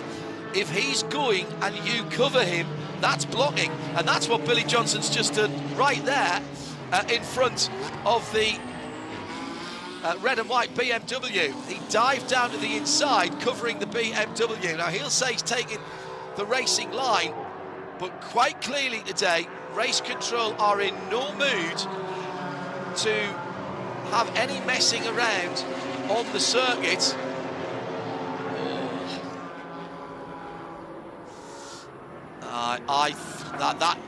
That might well be a penalty for Billy as well. That might be 2 penalties for Billy, 1 for contact and 1 for blocking. We'll leave that to race control. We must have had well over a dozen penalties with still half an hour to go. At the front of the field, Robert Neuecker by 3.5 seconds. He's loving the battling going on behind Leo Fouge with the Mustang. Jesse Lazar is now in 3rd with Jan Heerlen in 4th. 5th is Jeff Westphal. Billy Johnson, by the way, and all that's dropped down to 9th position. Jensen Altsman up to 14th position and only a second away from the back of Francis Zeldorf. Those two actually coming forward together. LAP Motorsport Mustang driver Clayton Williams will be the next one to see those guys. In fact, if they're with them right now, the yellow and blue BMW. Meantime, we haven't talked about TCR for a while. Ryan Eversley in the grey Audi with the highlight yellow stripes leads it for Precision Racing. 2 Hyundais behind in the shape of Denny DuPont and Harry Gottsager. And then it's Tyler Gonzalez for Victor Gonzalez Racing. That is a great comeback from those guys, aided by a couple of yellows, and off is Billy Johnson. Billy Johnson by the side of the road. So the afternoon for Billy and Co Racing goes from bad to worse, and I think he may have got help here as well, Ryan, from the BMW. Yes, he did. Oh, dear me. Patrick Gallagher, very un-Patrick-like there. Does that show a bit of frustration, Ryan, that Patrick Gallagher felt he was being blocked by the Ford driver? Oh, I'd hate to have to play psychologist on this one, but I think at the end of the day, that one's about as cut and dry as we've seen when it comes to trying to assess blame for some of these things. And you're right, super out of character for Patrick. Meanwhile, Denny DuPont doing that drive-through penalty, not just second on the racetrack, but this was the championship leading entry coming into the weekend by just 20 points. And the cars they're fighting for the championship are having a pretty good day all of a sudden, with the 98 running 3rd and the 93 running in 4th place. So with the points so close, it's now a 110-point deficit for Brown and DuPont. It was a 20-point lead coming in. That is how costly these penalties are this late in the year. In our Porsche keys to the race for the WeatherTech Championship yesterday, I have written down penalties. That is going in there because they have been transformative. Even in this 2-hour race, we've got 6 hours tomorrow. Hope you can join us for that. We'll set the grid for the TireRack.com Battle on the Bricks after this race, so stay with us for live coverage in sound and vision. If you're watching us now, you'll be able to see the qualifying. No subscription required. In the US, stay tuned to us here on RS2 IMSA Radio on 103.9 around the circuit. Is the comeback almost complete in TCR for our newest pole sitter? Here comes the battle of the 2 grey cars, actually down into turn 1, coming from a long way back in 2nd place. Just gets it hauled up, but it's wide by Eversley. Can the Seat cut back underneath Tyler Gonzalez and Ryan Eversley, having a cracking scrap? Harry Gottsager with the best seat in the house. And then it's Carl Whitmer in the MMG Honda as well, having a little look in there. So this is now all tightening back up at the front of the field. That is the battle for the lead in TCR, Ryan. Oh, this is really good stuff. Fighting there, top four, all nose to tail. Battles everywhere in GS2 as Leofouge and Lazar were doing battle at the front. And remember, we talked about Michael Cooper pitting at the tail end of that yellow. He has no fuel conservation issues whatsoever. And from the back of GS, he just got around Robin Liddell. The two of them had been in lockstep, working their way to the front. They're fighting just outside of the top five right now. Fifth and sixth. Sixth and seventh. Yeah, spot on. TCR for the lead, side by side, 2 wide, 2 deep, coming down from turn 2 to the short chute to turn 1 on the oval, or if you prefer, turn 12, 13 and 14 on the infield course. Somebody diving into the pits there off the back of that TCR lead battle. That was Billy Johnson taking his drive-through penalties. He was coming back through the field across the line. The top 1, 2, 3, 4, 5 cars. So the orange Seat at the back of the line is in the group again, and that's Eddie Gore. That's the top 6 in TCR.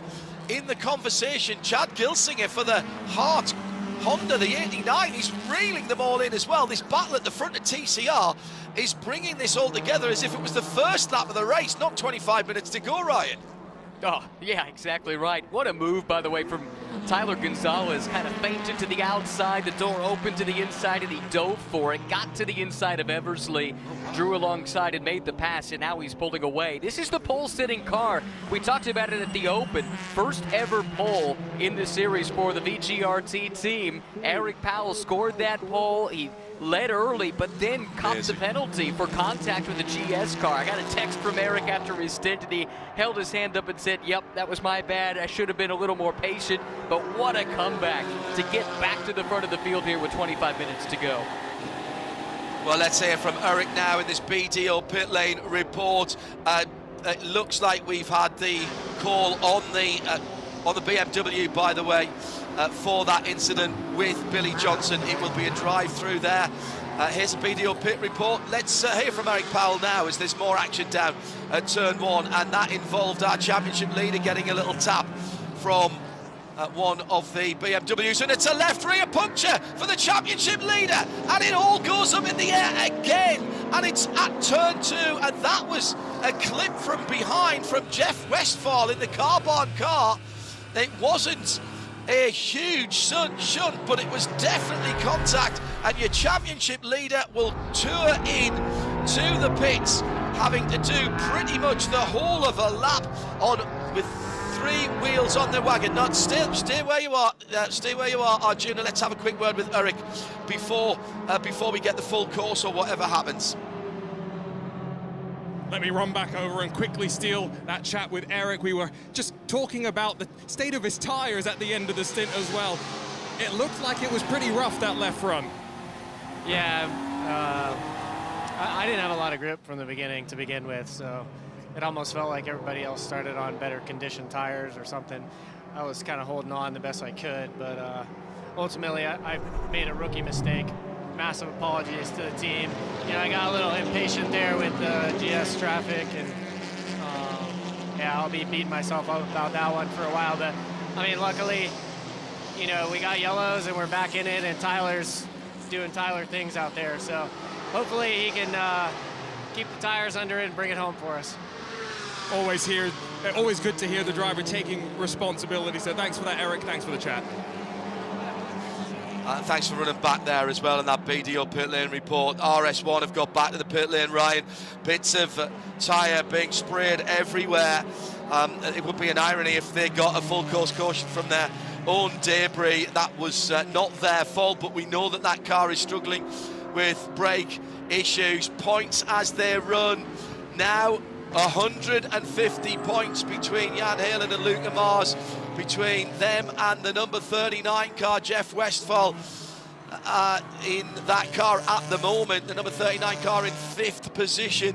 Jensen Oldsman's gone through as well. We're going to get full course yellow here. We are absolutely going to get a full course yellow because there's bits of Porsche all over the racetrack as it 3 wheels in, and it's in the pit. And we've just had a shunt as well in the TCR category. Maddie Oust involved in that, in the number 9 That is the Brian Herter Autosport car. There was another car involved there, I'm pretty certain. 72, I'm being told, as we'll take a pit lane report from down at RS1. It was very quick to add the fuel, John, but they are now quickly just assessing the damage on the left-right of that car. It is taking them some time, but finally they've been able to get the car back out there, and the championship leaders roar back out onto the brickyard. I'm not sure if they realised that they'd gone full course yellow there, because if they had, they might as well have taken 2 tyres. Oh, he's got a red light. Red light at the end of the pit lane. Red light at the end of the pit lane for RS1. They're going to drop off the lead lap. They're going to drop off the lead lap. Jan Halen having to wait. Now he goes. Well, I don't... Arjuna, did you say they dumped some fuel into that car? They did indeed. About a couple of seconds worth, John, just topping it up, which I think is more just a recognition of the fact that it is difficult to get to the top of the hour, and every little drop that you can add just helps you out that little bit more. Well, Robert Noega built a 5-second lead, Ryan. That's all gone now as we reset and watch for the cars coming through the field. You've got to say now that Rebel Rock Racing and Ibiza Farm Motorsport, Michael Cooper up into 4th position, as into the pit lane with a left front puncture. Larry Pegram for Pegram Racing, that 72 car, the blue and white car, was indeed, thanks Aaron, who said that straight away in my ear. I couldn't see through the dust there, and that's counted as emergency service. I think Larry might get a penalty as well for the first contact. The second one, the car's completely out of control because it doesn't have a left front tyre, which is the tyre that he is leaning on there. Well, did I not say, Mr. Marine, that we were expecting entertainment, excitement, and possibly incident and controversy at the start of this race? Nailed it. Doing the introduction. No question about it. That was coming to the green, and you were right tick, on it. Yep. Tick, tick, tick. Once again, Michelin Pilot Challenge delivers, and we've done that. How many times has Michelin Pilot done this year, where we reset the field with 15 minutes to go? So you know that's going to be 10 laps, pretty much exactly, to the end of the race. That's awful news for Jan Halen, because he has dropped off the lead lap, and he won't get that back because nobody's going to pit from the front of the field. We will reset the GS field, but he's going to stay a lap down. So now we've got to watch the championship contenders. Jeff Westphal in the 39 is now in 5th position in the BMW, just being passed by Michael Cooper in the McLaren. I think that McLaren is a real good shout for better than that, maybe even better than a podium. Could be looking for the win. Watch out for Robin Liddell as well in the Aston Martin, the Rebel Rock Racing number 71, because he's not backwards and coming forwards. And Jensen Altman needs to make up whatever positions he can. He's in 11th position at the moment to keep his outside shot at a title alive going into the Motul Petit Le Mans weekend. And breathe. I'm going to let you do the restart, Ryan. Are you sure about that? Look, one thing to point out, though, when we talk about the GS Championship battle, Jeff Westphal is in 5th, and he's in a position to make up a bunch of ground. But that's the car that had the contact with the RS1 Porsche that led to the cut tire, and that is under review. So there is always the chance that that car gets hit with a penalty as well. And then all of a sudden it would be Altman, amazingly, the best placed of the 3 championship contenders. And a great day for motorsports in action, the McLaren Artura as well, who's, now, why is that now in 2nd? No, that was in 2nd, sorry. Yeah, just before the yellow. Yes. 2 McLarens in the top 4 at the moment, and a good drive back by Jesse Lazer. Coming back to the green with just over 17 minutes to go, Ryan Marine gives you the action from Indianapolis Motor Speedway. Well, it is the newcomer, the Mustang Challenge two-time champion Robert Noaker leading the field to green to the yard of bricks. Jesse Lazar chasing in the McLaren for Motorsports in Action, but immediately here comes Michael Cooper on the attack. He's got the most fuel and the freshest tires of everyone in the bunch to the inside of the Mustang of Greg Leofouge, and he grabs that third spot right away. Picture perfect restart for Cooper, who is charging up through this field, John. Looking at the other championship contenders, Jensen Altsman in 11th position at the moment. Watch out for that blue and black car. He'll be trying to work his way through as the leaders in GS go on to the middle straight, the Holman Boulevard, down towards turn 7, being a real action area, and here comes Lazaire. Lazaire goes to the inside, now to the outside. That Mustang can't move back. Round the outside, this would be outstanding if he can pull it off, but he has to lift off. That lets the second of the McLaren have a little go. There was trading of vinyl there between two of Walking's finest products as they go through turn number 10 and sweep back to the short chute, working the wrong way round the Speedway as they hit that spot now. And it looks to me as though the Ibiza farm car is going to go down the inside. Leader so close up against the wall. I think he white-walled his left-hand side tyres there, Ryan.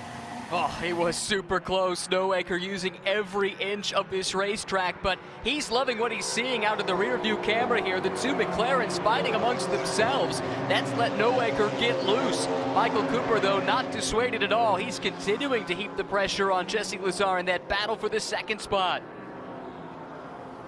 Two McLarens side by side for a moment. Fan out into turn 1. That's the battle for second. In 4th position, Gregory Leofouge for Stephen Cameron Racing. That's been a comeback from those guys as well. The number 19, orange and dark blue, almost purple car then sits in a 4th position with Jeff Westphal, the number 39, with that sword of Damocles hanging over it. And here come the penalties. First of all, for number 72, for incidents with incident responsibility with the number 9. That was the 2 TCR cars. I think we pretty much realised that that was going to happen. Mechanical black flag for the Rafa Racing car as well. The number 12 machine for Jim Johnson in the Toyota Supra. That car back in the back lane. And the 28 and 39 incident reviewed. Incidental. No further action. So that sword of Damocles has been waved away for Jeff Westphal, and suddenly that championship, well, if this was election night in the UK, the old swingometer going backwards and forwards at the GS Championship head still looks like a comfortable majority for RS1, but my goodness me, there's a couple of smaller parties making some gains here, and it's not over yet with Petit Le Mans still to come. Well, that is a massive call, or maybe better put, no call, and Westphal can make it a little bit better here because he has Leofouge in his sights right now. That's the purple and orange Mustang leading the gray and green BMW, fighting for 4th and 5th, and every last point right now crucial for Westphal and Sean McAllister as they try to stay in the hunt as they run just 100 points out of the championship lead. It was a 240-point deficit coming in, so that goes to show 100 points that can be overcome in a single race. Yeah, absolutely right, and I'm afraid the Pregram Racing team's day goes from bad to worse. Had the incident, came in to change the left front tyre. It was improperly served emergency service, so they'll have to come back again and serve a stop plus 10. And out on the circuit we have got a left front tyre issue for that is the number 56 Audi of Bruno Junqueira. He's driving very, very slowly indeed, and that's right at the start of the lap, Ryan. White flag will be out to warn the drivers of a slow-moving car. He's trying not to put any debris on the track, which is really considerate, but he does want to get that car back around. Sits at 11th position at the moment in that Baker Racing silver, blue and yellow car, but I'm not sure he's going to get it right. He might even be dead stick there. Has he got any Audi turbo power at all? I think not. And he's going to have to pull off at turn 7. Will he get behind the wall? He's going to be close. Oh, Bruno, well done, my man. He's found an orange overlap, and he literally limps into it, and we stay green. What a pro. What a pro from Bruno Junqueira. That's what you'd expect of a veteran of his caliber, former Indy 500 pole sitter, let's not forget, although it's been a couple of decades now since Bruno led the 11 rows of 3 to the green flag here at Indy in the month of May. Not a great day for him here today, unfortunately, but by finding that cutout, he's able to at least keep this race under green flag conditions for the rest of the field. Yeah, Baker Racing not having the day that they would have wanted. James Vance up in 9th position with the other Audi. And at the front of the field, Victor Gonzalez Racing Team leading from Ryan Eversley, and Eversley's got his hands full with Harry Gottsacker and Carl Whitmer and Tim Lewis right there as well, and Eddie Gore in the Gore Racing Cooper Leon, the bright orange car. That is a quick car, we know that, because Tyler Gonzalez has cleared off to the tune of 2.5 seconds. Now it was contact from Junqueira down the inside at turn 1, and that will have to be looked at as well. Was that the outside car turning in? Was it Bruno coming from too far back? You be the judge of that one. So, having survived the penalty, potential penalty, the number 39 car, Robin Liddell has just demoted that car down a position. Jeff Westphal goes back one, and Stephen McAlee is going through as well, I think, for Autotechnic Racing. He's held back for the moment, and right behind there is Jackson Bell in the Copeland Motorsports. I'd counted that Copeland Motorsports Supra out some time ago, but the blue car is right back in the fight now. And in behind that, it's Francis Seldorf and Clayton Williams and Jensen Holtzman also in this conversation. This is the battle from basically 6th position all the way down to 11th position in the GS. It could go anywhere with 10 minutes left on the clock. Amazing stuff here, Ryan. Well, what a comeback. You're exactly right for the Copeland team. I was with you. I thought when that yellow came out, trapped them a lap down when they had to just done a green flag pit stop, that was going to be too much to overcome, and maybe they won't get the result that they could have had it all run according to plan, but still to get back inside the top 10 and to do it with a lineup of 2 drivers that have a combined 2 previous starts in this series, in a GT4 car for that matter, under their belt, all the more impressive. A couple of guys who are teammates in separate cars in Toyota GR Cup, but teaming up here this weekend and doing a really remarkable job. Robin Liddell putting some pressure on Gregory Leofouge into turn 1. I think Robin pulled out a little too early out of the draft there. He got double draft, pulled out, had to pull back in again. A little bit sideways, under braking for the Scotsman. Let's head down for a BDO pit lane report. And a reminder, gentlemen, I need your nominations for the Michelin moments of the race. 1 in GS and 1 in TCR. Who have you got, Arjuna? I made my way down to Copeland Motorsports to try and figure out how this fight back has played out forward. You and I were just talking, the timing of that caution, a couple of seconds later, you might have been okay. Yeah, team's done a great job. We were running 3rd the whole time and dropped back for a little bit. We crawled our way back, got in the pit. Pit crew did the best pit stop they've ever had. Everything went off without a hitch, but we missed the safety car by, we didn't get passed around by 1 car length. So just very disappointing. We're on for a great result today. We still might be on for something salvageable, so I'm excited to see how this plays out. And already you and Jackson confirmed to me before the race, you're back for 2026. How are you using these 3 races that you have this year to prepare yourself for next year? Yeah, we're really just using these last 3 races at the end of the year to work out the kinks. VIR, we had a few. Here we had a few. So I think we've shown really strong pace off the bat, and we're really looking forward to showing it at Petit Le Mans and then further into next season and try to run a good championship in. Well, we'll look forward to Petit Le Mans. We'll see you next year as well. Thank you. BDO pit lane report from Arjuna Kangapati, who's been doing the hard yards here. Ibiza Farm McLaren staring at the back of the Mia McLaren, the Motorsport in Action McLaren, the 2 Arturas. This would be their best combined result. At the front of the TCR field, that gap has come right down. Robert Neuecker, who had in the region of 2.5 seconds, just blowing out a little bit of smoke. That car now, please. Sorry, not Robert Neuecker, my apologies, Tyler Gonzalez, who had a decent lead, has been closed down a little bit. It's not significant. It is not significant. I panicked there for a moment, seeing the trail of smoke. I think he might have just locked up a rear, lifting it up as he was leaning on the car. As these TCR, the front-wheel drive cars, you rake them towards the front, and to help them turn, you actually don't mind if the unloaded rear wheel, the inside rear wheel, outside rear wheel, excuse me, actually gets up in the air, and that helps rotate the back of the car. Cross the line for the GS leaders. 3 cars together, then a little bit of a gap. The battle for 4th on down is really interesting at the moment. Gregory Leafouge for Ford Mustang in the orange car. Then the 2 green cars, that's Robin Liddell in the Aston. The bright green and grey car is next up, and that's Jeff Westphal in the BMW for Carbon. Then Stephen McAllister for Auto Technica and BMW. Then a little bit of a gap back to Jackson Bell.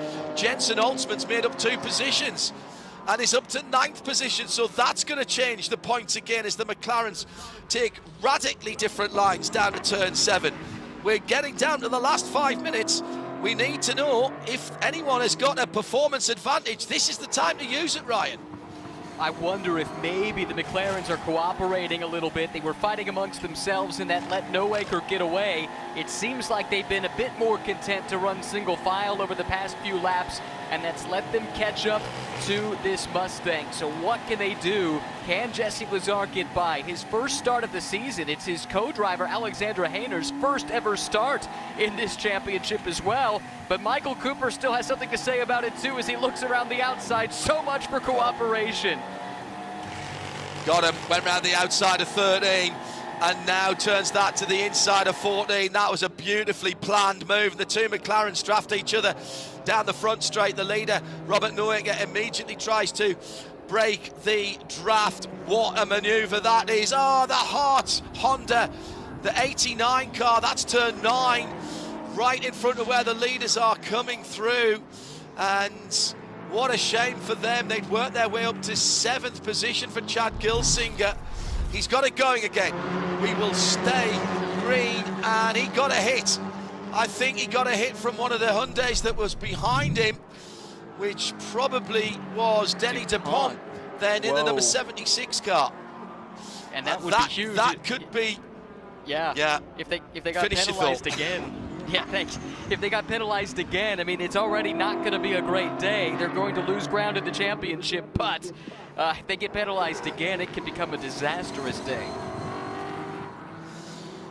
What a great overtake that was. There was a little bit of McLaren vinyl traded between the 2 Arturas. That's got to be up there for the Michelin moment of the race. So I'm going to say that the number 60 car has had 2. That's Robert Neuecker for his pass on to get the lead. Cam McLeod for his pass on the restart. But I'm going to throw in there that Ibiza Farms McLaren pass for 2nd as well in TCR. It's got to be Tyler Gonzalez going back to the lead for the Cooper Leon. Victor Gonzalez pacing around like an expectant father down there. That's for me. What do you think, Ryan? GS, Michelin moment of the race. I think we may yet see it because Michael Cooper is stalking Robert Neuecker, but up to that point, I would say the decision to top him off and make sure he had no fuel concerns under that last full course yellow, really important to turn him loose and let him drive his way through the field as far as GS is concerned. That's kind of where I'm leaning, but it's not done yet. And what about TCR? Pick any one of the teams there, really. Yeah, I mean, maybe we go back even to before the race when Victor Gonzalez told me, I think we're the team that should win both of the remaining races this year. But he called his shot, and it wasn't looking great for him midway through this race, but the whole team stayed confident, and they've driven back to the front. And it's been a remarkable run of perseverance for them, especially with all the misfortune they've suffered through over the past couple of races. I think we'll have one more after. Where are we at the moment? No, it'll be 2 to go, I think, this time around. And Robert Noecker is on the phone to court saying his tyres have gone. He's got enough fuel, but he is struggling with grip here. And he's going to have 5 more miles here. The white flag is not out this time. This would be an incredible double rookie victory for Noecker and Cameron McLeod. He's defending going down into turn 1. I'll go to Arjuna in a moment for his Michelin moment of the race in GS and in TCR. And there's almost a coming together. There is a coming together at the exit of turn 1 as the Ibiza Farm McLaren tried to go the long way around the outside. It'll be 1 next time around. Noecker standing the car up in the middle of the corner. There's no doubt in my mind that the McLaren's got a grip advantage here. It's slippery through the air, straight to the left-hand side. That's not blocking, he went there straight away. Noecker knows what he's doing here. He's giving us vibes of a veteran here, despite his relatively inexperience in this class. Now they're side by side, and here's the lead going to change, and through for the lead. The 44 goes through. It's 1 lap too many for the Mustang. What a shame, but what a drive back by Michael Cooper and the team of Ibiza Farm Motorsports. And in fact, it looks like the core car might even lose second place here at the moment as Robert's fighting hard, but it's going to be a McLaren 1-2. We've not had that before. 1 lap too many for Robert Noecker and Cameron McLeod, but what a finish for them on the podium. White flag this time around. Very quickly, Arjuna, your nomination for TCR. I think I know what it's going to be for GS. TCR Michelin moment of the race, Arjuna. Yeah, GS is easy, the moment that we just saw. I think TCR is so much more complicated, John, because of the number of penalties that we've had over the course of the race with our championship contenders. You've got to give it to Eric Powell and Tyler Gonzalez for their fight back to the front, but we don't usually give it to the race winner. So I'm going to say for the 98 Brian Herter Autosport machine, even with a penalty to get onto the podium, great job from them. Well, we don't normally. We have just had a late penalty, and it's gone to the number 76 car, and that is massive for Denny DuPont. Incident responsibility from earlier on. Oh my goodness me, that is going to drop that championship contending, championship leading team way out and down through the field. That is incredible. Hands on head in the pit lane as Michael Cooper comes through. The Michelin moment of the race is the pass for second and the pass for the lead, and the really brave call to splash and go at the last possible moment. Ibiza Farm take it for McLaren, take the Michelin moment of the race in GS, and Michael Cooper heads home. A 1-2 for McLaren in the Michelin Pilot Challenge, with Motorsport in action coming through in second. What a debut for Robert Noecker and Cameron McLeod. They were literally 1 lap short of a victory in their maiden race. Incredible. Rebel Rock Racing, Robin Liddell, well, they've not won a race this year, but that's 4th position for them, and a great drive back from the 71 team as well. And in TCR, we wait for Victor Gonzalez Racing Team and the Cupra. They captured pole position, they led the race, they were penalised, they've come back, they've passed the field, they've won the race, and they've won the Michelin moment of the race for the pass for the lead as well. Brilliant stuff, and Victor Gonzalez can breathe as he takes the victory, and the first ever victory in IMSA competition for the Spanish sporting brand of Cupra with the Leon TCR. Let's get down for a BDO pit lane report. It's Arjuna with some happy drivers who have won races today.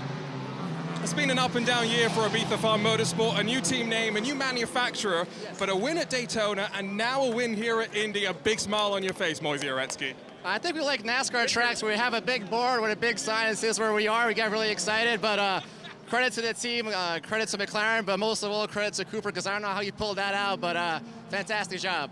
I know you and I had been talking that Ford's a rocket ship in a straight line, so Michael had to get it done through the twisty stuff. Oh, absolutely, and the way he drove the car was unbelievable. I was having some brake issues, so I don't know what the hell he was doing to make it work, but obviously he knows more than I do, which is why he's my co-driver and the best. Congratulations, enjoy the success. Thank you very much. Sum that one up, Ryan. Go back. Oh, and right at the end, damage on the front of the number 19 Mustang, and I wondered where that car had gone. And the LAP Motorsports Mustang, the number 30 as well, involved in that as well, I think, because that car hasn't made the line, hence everybody's moved up. So Jeff Westphal goes up to 5th. We'll work out the championship points in a moment. What a race. 16 odd minutes at the end of that, which frankly, thank goodness it wasn't any more than that. I think I would have had a heart attack. Oh, it's fantastic. And, you know, all race long, I'm making strategy notes copiously throughout the course of the show, and then we get that reset with 20 minutes to go, and the strategy goes out the window, and it's just a pure fight to the finish. It was fantastic. A TCR as well. What a win for Victor Gonzalez. That is a man in the early stages of a very bad hangover by tomorrow morning, I would say. Everybody home, my family, my wife, my dad, my mom. Great result for one of the stalwarts of the class, Ryan. You cannot begrudge, nobody on the grid can begrudge him that, surely. Oh, absolutely not. That team is so plucky. I remember they turned up at an SRO touring car race half a decade or so ago, and it was Victor Cruz, his friend Victor Gonzalez, his friend Mariano Cruz, and that was it, with the car on an open trailer. And from that, they have grown to this fantastic result. And look, he told me they were confident. They thought they could and should win. Well, they did. Well done. And here's Eric Powell. He'll be very excited talking to Arjuna. You did it in qualifying, and it happened in the race, but with a bit more difficulty. Eric, your first win here in the IMSA Michelin Pilot Challenge. Yeah, I mean, it's special for me. It's really special for the team, though, even more. These guys have been at it for a long time. I'm glad to be a part of it. I'm glad, you know, I almost screwed it up there, and I'm glad that Tyler was able to fix my mistakes. I know since Road America, Victor has told me he thinks this car should be on top. What can you do from here now with this momentum? Yeah, definitely. I mean, arguably, we think we should have won the last two races, and you know, other things intervened. But yeah, I think what happened should have happened today. Enjoy the success. We'll see you at Petit Le Mans in a few weeks' time. Thank you. Just to recap then, our GS moment of the race. 2 overtakes from the eventual winner, Michael Cooper. And let's not forget his teammate as well, who laid the groundwork. That car was in the mix all day. I seem to remember early on saying I thought that would be a quick car when Moise Uretsky started it. They stayed out of trouble, but also that fabulous strategical call. It's not a strategy award. We'll do the BDO No Strategy Award tomorrow, but that was a moment as well. They've cleaned up at the top of the standings, and with the Michelin moment of the race, the winning Ibiza Farm Motorsports McLaren. A massive mention as well, an honourable mention for the 2 rookies in the number 60 who drove a perfect race, Ryan, to be honest. Cameron McLeod managing that cylinder head temperature issue. Then when he got that down, he was very brave in the overtaking on the restarts, and then a great pass for the lead from Robert Noaker, and he just literally ran out of tyres 1 lap too early. Come home in 3rd position. Got to give them an honourable mention today. Oh, fantastic job by the 2 of them to come in. New track, new tire, new team, just a new car to some degree at least, and just a whole new challenge. And they were excellent. Quickly though, back to Cooper and Uretsky. Remember, Uretsky was in the runoff in turn 1 at one stage. He almost ran into the back of Alexandra Hayner in the other McLaren. The two that ended up finishing 1-2 very nearly were out of the race at one point around the midway point. And actually, it was that cost them track position. They got a yellow, and that was when they decided to roll the dice, do that late top off, and turn Michael Cooper loose. So credit to them. They turned lemons into lemonade on that one, I think it's safe to say. The late race incident between Winward and the number 19 has been reviewed. That was the Stephen Cameron racing car that has been reviewed inconclusive on that one. Also had an issue at the end for the LAP Motorsports car. Haven't seen anything looking up there. The big at the end, the big penalty at the end was incident responsibility for Denny Dupont, and that, I think, has moved that car down to 11th position in TCR because he couldn't do his drive-through. A quick look at the official results as we throw down to Arjuna for Victor Gonzalez. It's a GS first and second for McLaren, third for our rookie pair for Core Motorsport, then Aston, 2 BMWs, a Ford, an AMG for Bryce Ward and Dan Arrow in the top 8. And TCR, here's the man with his name above the door. Victor Gonzalez takes a win, and the first ever win for Cupra, and he's with Arjuna. You made the bold call to switch manufacturers mid-season, and Victor, it has paid out. What does this mean to the team? It means so much, because our work paid off, and first of all, I have to say thanks Tyler Gonzalez and his family, for supporting my program and believing I can bring a good, fast car for him to bring his first win in TCR. Brian Herta, because he helped me so much last year, and when I did the change, he gave me the blessing, said, go ahead. Everybody at Cupra, John Martin, NGP, it's so overwhelmed right now that it's unbelievable that I love Indy. One of my biggest wins was here, and just to bring my car, my flag, my guys to victory lane here is priceless. This was something that John and I were actually talking about during Mustang Challenge. There haven't been many drivers from Puerto Rico that have made it. You're stamping that path forward for them, building that opportunity. How special is that? I mean, I don't know if people's going to remember me, but at least I want to leave some mark for others to keep going. And the best way to do it right now for me is the team. So I can give them a place to come, work, and develop drivers. Go kiss the bricks, Victor. You've earned this one. John, you can hear the emotion, and a well-earned victory for Victor Gonzalez Racing. Arjuna Kankapati, our BDO pit lane reporter. Don't go away. We've got 4 times 15 minutes as we set the grid for tomorrow's TireRack.com battle on the bricks. Well, we've had more than a skirmish on the bricks this afternoon. Ryan Marine and the Ford Racing Global Broadcast Centre, 2 very worthy winners who unusually took our Michelin moments of the race as well. The resets close to the end gave us the finish to the race that we quite often get in Michelin Pilot Challenge. But to be honest, it was boiling up nicely there. I've got to say, I do really feel for the Core Motorsport guys. Literally 1 lap stood between them and a debut victory on their first outing. Incredible stuff. But you know what? I think if I'd offered them 3rd position at the start of the week, they might have taken that from me, don't you? I think you're right. I think it's a remarkable job regardless. A great job to get onto the podium for 2 drivers that had never raced in this series before. And Alexandra Hayner, who finishes 2nd with Jesse Wazar. She, too, had never made a start in Michelin Pilot Challenge before. She and Jesse this year are driving, I believe, actually, this chassis just in a slightly different trim in the McLaren Trophy North America Championship this year, and so she has some seat time in the car, but it's a very different tire, it's a very different specification that they're running it in full GT4 spec, and she did a good job keeping the nose clean, and then when Jesse climbed aboard, he showcased the kind of speed that we're accustomed to seeing out of him. Chep